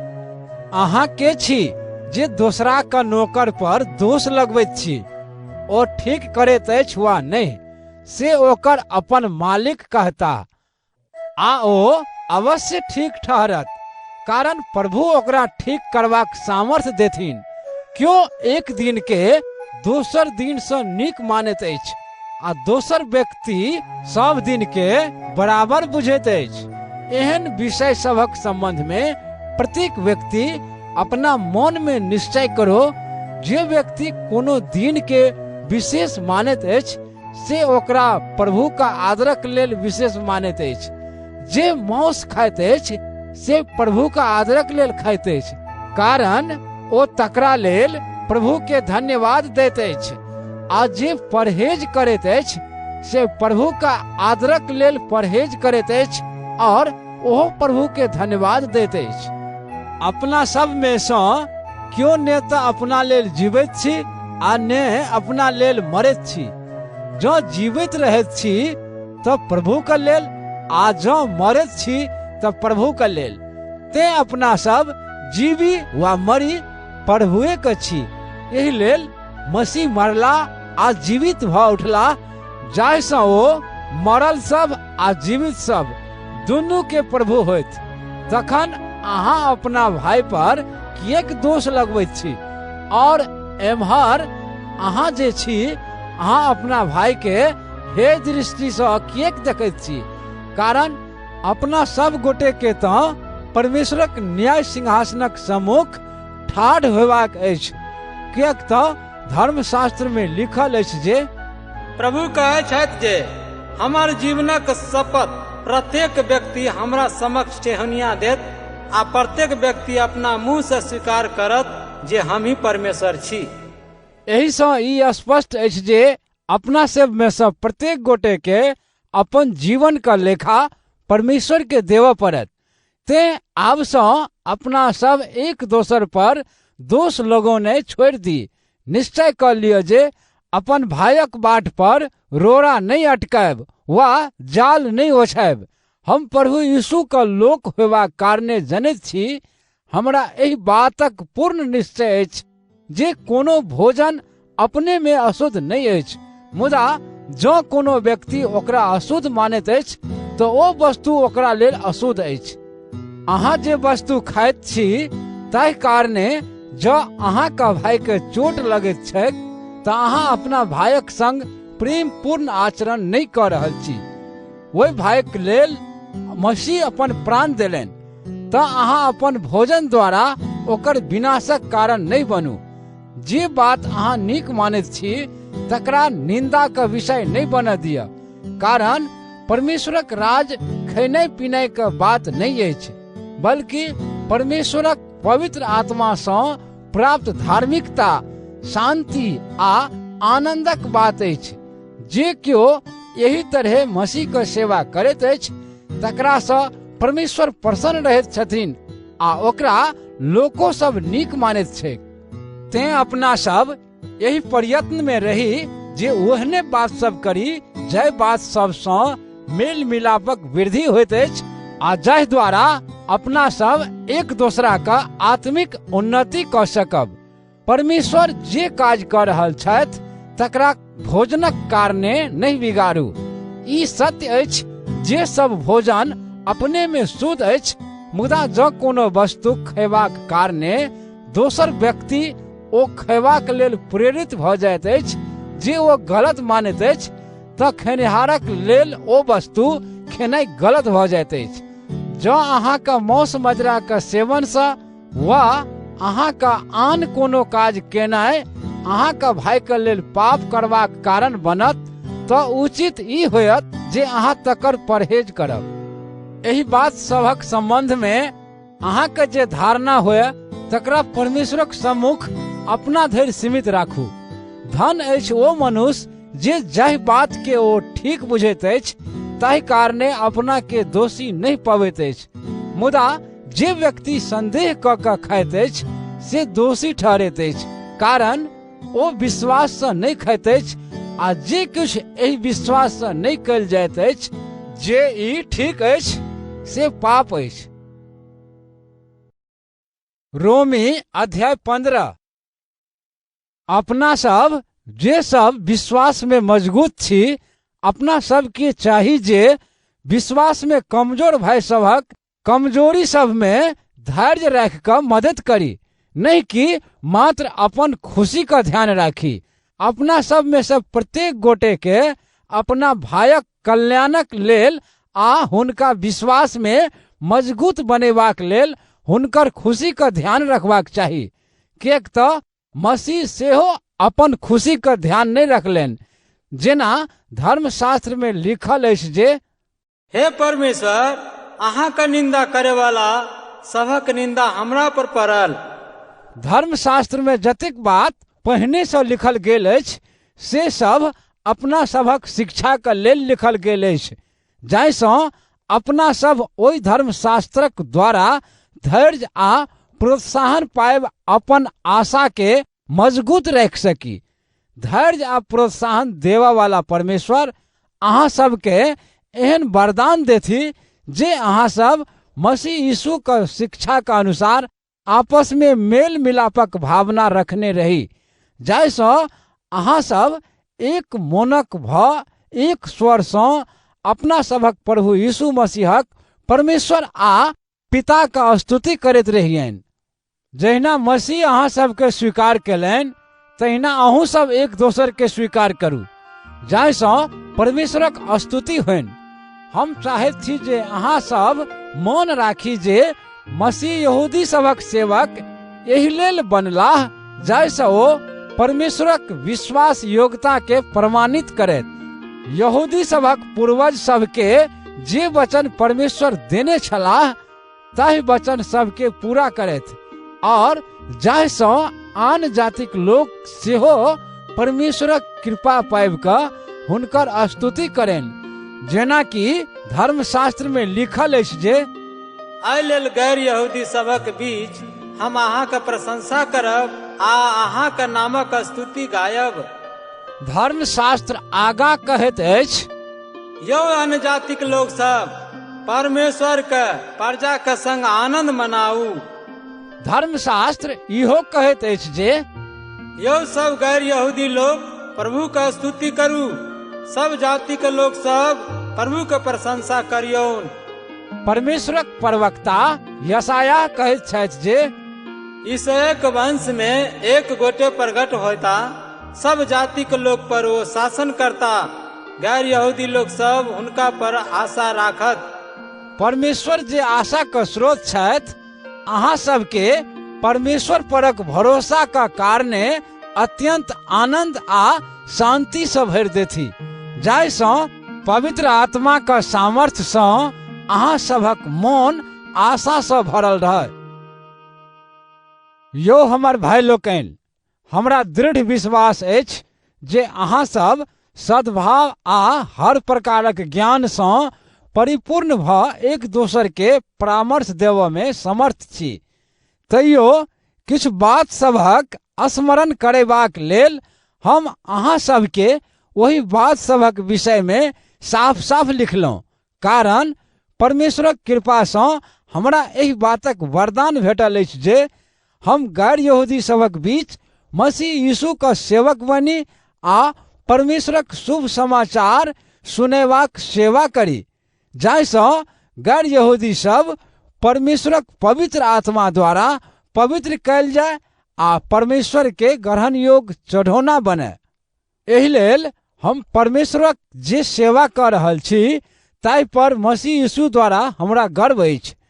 हम आन बातक विषय में नहीं बाजब, हम खाली ओहि बात सबक चर्चा करबाक साहस करब जे मसीह गैर यहूदी सबके परमेश्वरक बात मननिहार बनेबाक लेल हमरा द्वारा की सब केने छथि, अर्थात हमर शब्द आ काजक माध्यम सँ, चमत्कार पूर्ण चिन्ह सभक सामर्थ्य द्वारा आ पवित्र आत्मा के सामर्थ्य द्वारा।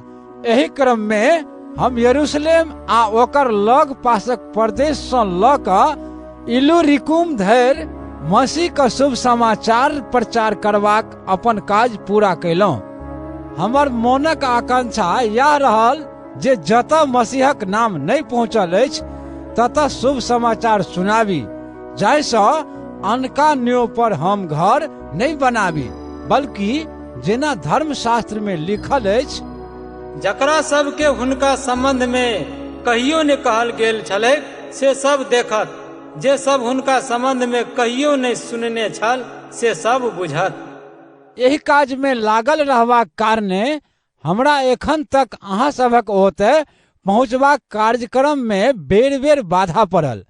मुदा आब एहि प्रांत सब में हमर कोनो कार्य क्षेत्र बाकी नहीं रहल आ हम कतेक वर्ष सँ अहाँ सबसँ भेंट करबाक इच्छा रखने छी। तेँ हमर आशा अछि जे स्पेन जाइत समय में अहाँ सभक ओतय होइत जायब।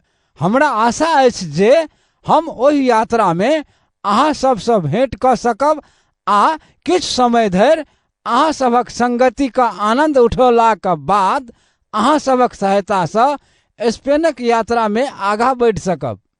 मुदा एखन परमेश्वरक लोक के कुछ सहायता पहुँचेबाक लेल हम यरूशलेम जा रहल छी, कारण मकिदुनिया आ आखिया प्रदेशक मंडली के लोक सब यरूशलेमक मंडली के गरीब लोकक लेल किछु आर्थिक सहायता पठेबाक निश्चय कयने छथि।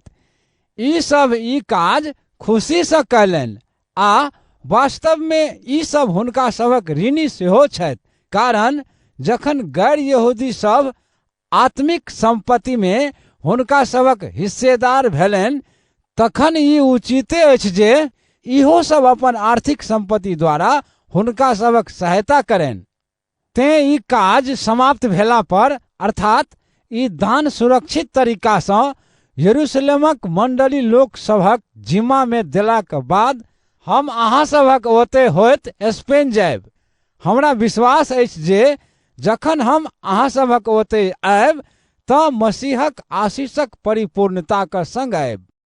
आब यौ भाई लोकनि, अपना सभक प्रभु यीशु मसीहक नाम सँ आ पवित्र आत्मा के प्रेमक आधार पर हम अहाँ सबसँ विनती करैत छी जे हमरा लेल परमेश्वर सँ प्रार्थना कऽ कऽ हमरा संघर्ष में अहाँ सब संग दिअ। परमेश्वर सँ ई प्रार्थना करू जे हम यहूदिया प्रदेशक अविश्वासी सब सँ बचि सकी और जे सहायता पहुँचेबाक लेल हम यरूशलेम जा रहल छी तकरा ओहि ठामक परमेश्वरक लोक सब खुशी सँ स्वीकार करैत। एही तरह परमेश्वरक इच्छा जँ होतनि तऽ हम आनंद पूर्वक अहाँ सभक ओतय आयब आ अहाँ सभक संगति में आराम करब। शांति दाता परमेश्वर अहाँ सब गोटे के संग रहत। आमीन। रोमी अध्याय 16। यही पत्र द्वारा किंखिरिया शहरक मंडली सेविका अपन सभक बहिन फीबेक परिचय दैत हम अहाँ सबसँ निवेदन करैत छी जे जाहि तरह परमेश्वरक लोक के एक दोसरा का स्वागत करबाक चाही तहिना अहाँ सब प्रभु में हुनकर स्वागत करियौन आ जँ हुनका कोनो बात में अहाँ सबक सहायता का आवश्यकता होइन तऽ अहाँ सब हुनकर सहायता करियौन, कारण ओ बहुतो लोकक आ हमरो बड़ सहायता कयने छथि। मसीह यीशु के काज में हमर सहकर्मी प्रिस्किला आ अक्विला के हमर नमस्कार। ओ सब हमर प्राण बचेबाक लेल अपन जीवन संकट में क लेने छलाह। मात्र हम ही नहीं बल्कि गैर यहूदी लोकक सब मंडली अपना के हुनका सबक आभारी मानैत छथि। हुनका सबक घर में जमा होमा वाला मंडली के सेहो नमस्कार। हमर प्रिय मित्र इपैनितुस के जे आसिया प्रदेश में पहिल व्यक्ति छथि जे मसीहक विश्वासी भेलाह, तिनका हमर नमस्कार कहियौन। मरियम के सेहो हमर नमस्कार अछि जे अहाँ सभक लेल बहुत परिश्रम केने छथि। अंद्रोनिकुस आ यूनियास जे हमर जाति भाई सब छथि और हमरा संग जहल में छलाह, तिनका सबके हमर नमस्कार कहू। ई सब मसीह दूत सब में प्रतिष्ठित लोग छथि आ हमरा सब पहिने मसीहक विश्वासी भेला। अम्पलियातुस के जे प्रभु में हमर प्रिय मित्र छथि, तिनका हमर नमस्कार। मसीहक काज में अपना सबक सहकर्मी उर्बानुस आ हमर प्रिय मित्र इस्तखुस के हमर नमस्कार कहू। अपिलेस के जे परीक्षा में स्थिर रही मसीहक दृष्टि में योग्य सेवक निकलला, हमर नमस्कार। अरस्तिबुलुस आ हुनकर परिवारक लोग के हमर नमस्कार। हमर जाति भाई हेरोदियोन के आ नरकिसुस का परिवार में जे सब प्रभु का लोग छथि, तिनका सबके हमर नमस्कार कहू। प्रभु का सेवा में परिश्रम करऽ वाली त्रुफेना आ त्रुफोसा के हमर नमस्कार। प्रिय बहन परसिस के जे प्रभु का सेवा में बहुत परिश्रम केने छथि, हुनका हमर नमस्कार कहू।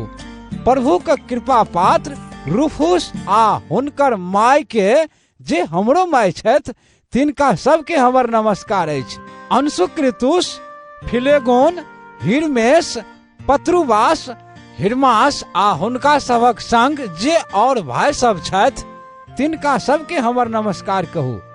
फिलोलोगुस आ यूलिया, नेरियुस आ हुनकर बहिन ओलुम्पास और प्रभु का आरो सब लोग जे हुनका सबक संग छथि, तिनका सबके हमर नमस्कार। पवित्र मन सँ एक दोसर के सस्नेह नमस्कार करू।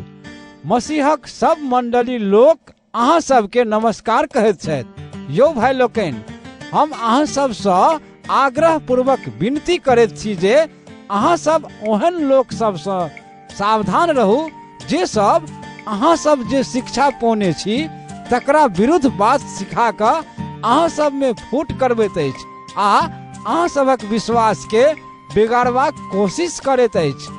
अहाँ सब ओहन लोक सबसँ दूरे रहू। ओ सब अपना सबक प्रभु मसीहक सेवा नहीं बल्कि अपन पेटक पूजा करैत अछि। ओ सब फुसलावा वाला मिठगर मिठगर बात कऽ कऽ सोझगर लोक सबके भटका दैत अछि। अहाँ सबक आज्ञा पालनक चर्चा सब ठाम पसरि गेल अछि, तें अहाँ सबक कारणे हमरा बहुत आनंद अछि। मुदा तैयो हम चाहैत छी जे अहाँ सब नीक काज करऽ में बुद्धिमान बनू आ अधलाह काज सबसँ दूर रहू। शांति दाता परमेश्वर बहुत जल्दी शैतान के अहाँ सबक पैरक तौर में थुरबोता। अपना सबक प्रभु यीशु का कृपा अहाँ सब पर बनल रहे। हमर सहकर्मी तीमुथियुस आ जाति भाई सब लुकियुस, यासोन आ सोसिपात्रस अहाँ सबके नमस्कार कहि रहल छथि। हम तेरतियुस जे यही पत्र के लिखबाक काज कैलहूँ, अहाँ सबके प्रभु में नमस्कार कर रहल छी। गायुस का दिस से नमस्कार जे एही ठामक संपूर्ण मंडली का और हमरो अतिथि सत्कार केनिहार छथि। एही नगरक कोषाध्यक्ष इरास्तुस आ अपना सबक भाई क्वारतिस सेहो अहाँ सबके अपन नमस्कार पठा रहल छथि। अपना सबक प्रभु यीशु मसीहक कृपा अहाँ सब पर बनल रहे। आमीन। आब ओहि परमेश्वरक स्तुति होइन जे अहाँ सबके यीशु मसीहक शुभ समाचार द्वारा, अर्थात जे शुभ समाचार हम सुनबैत छी ताहि शुभ समाचार द्वारा स्थिर राखऽ में समर्थ छथि। ई शुभ समाचार ओहि रहस्यक उद्घाटन अछि जे युग युग सँ गुप्त राखल गेल छल, मुदा आब प्रकट भऽ गेल अछि और आब युगानुयुग तक रहनिहार परमेश्वरक आदेश अनुसार हुनकर प्रवक्ता सभक लेख सभक प्रचार द्वारा ई शुभ समाचार सुनाओल जा रहल अछि, जाहिसँ सब जातिक लोग विश्वास कऽ हुनकर आज्ञाकारी बनेन। ओहि एकमात्र ज्ञानमय परमेश्वरक स्तुति यीशु मसीहक द्वारा युगानुयुग होइत रहेन। आमीन।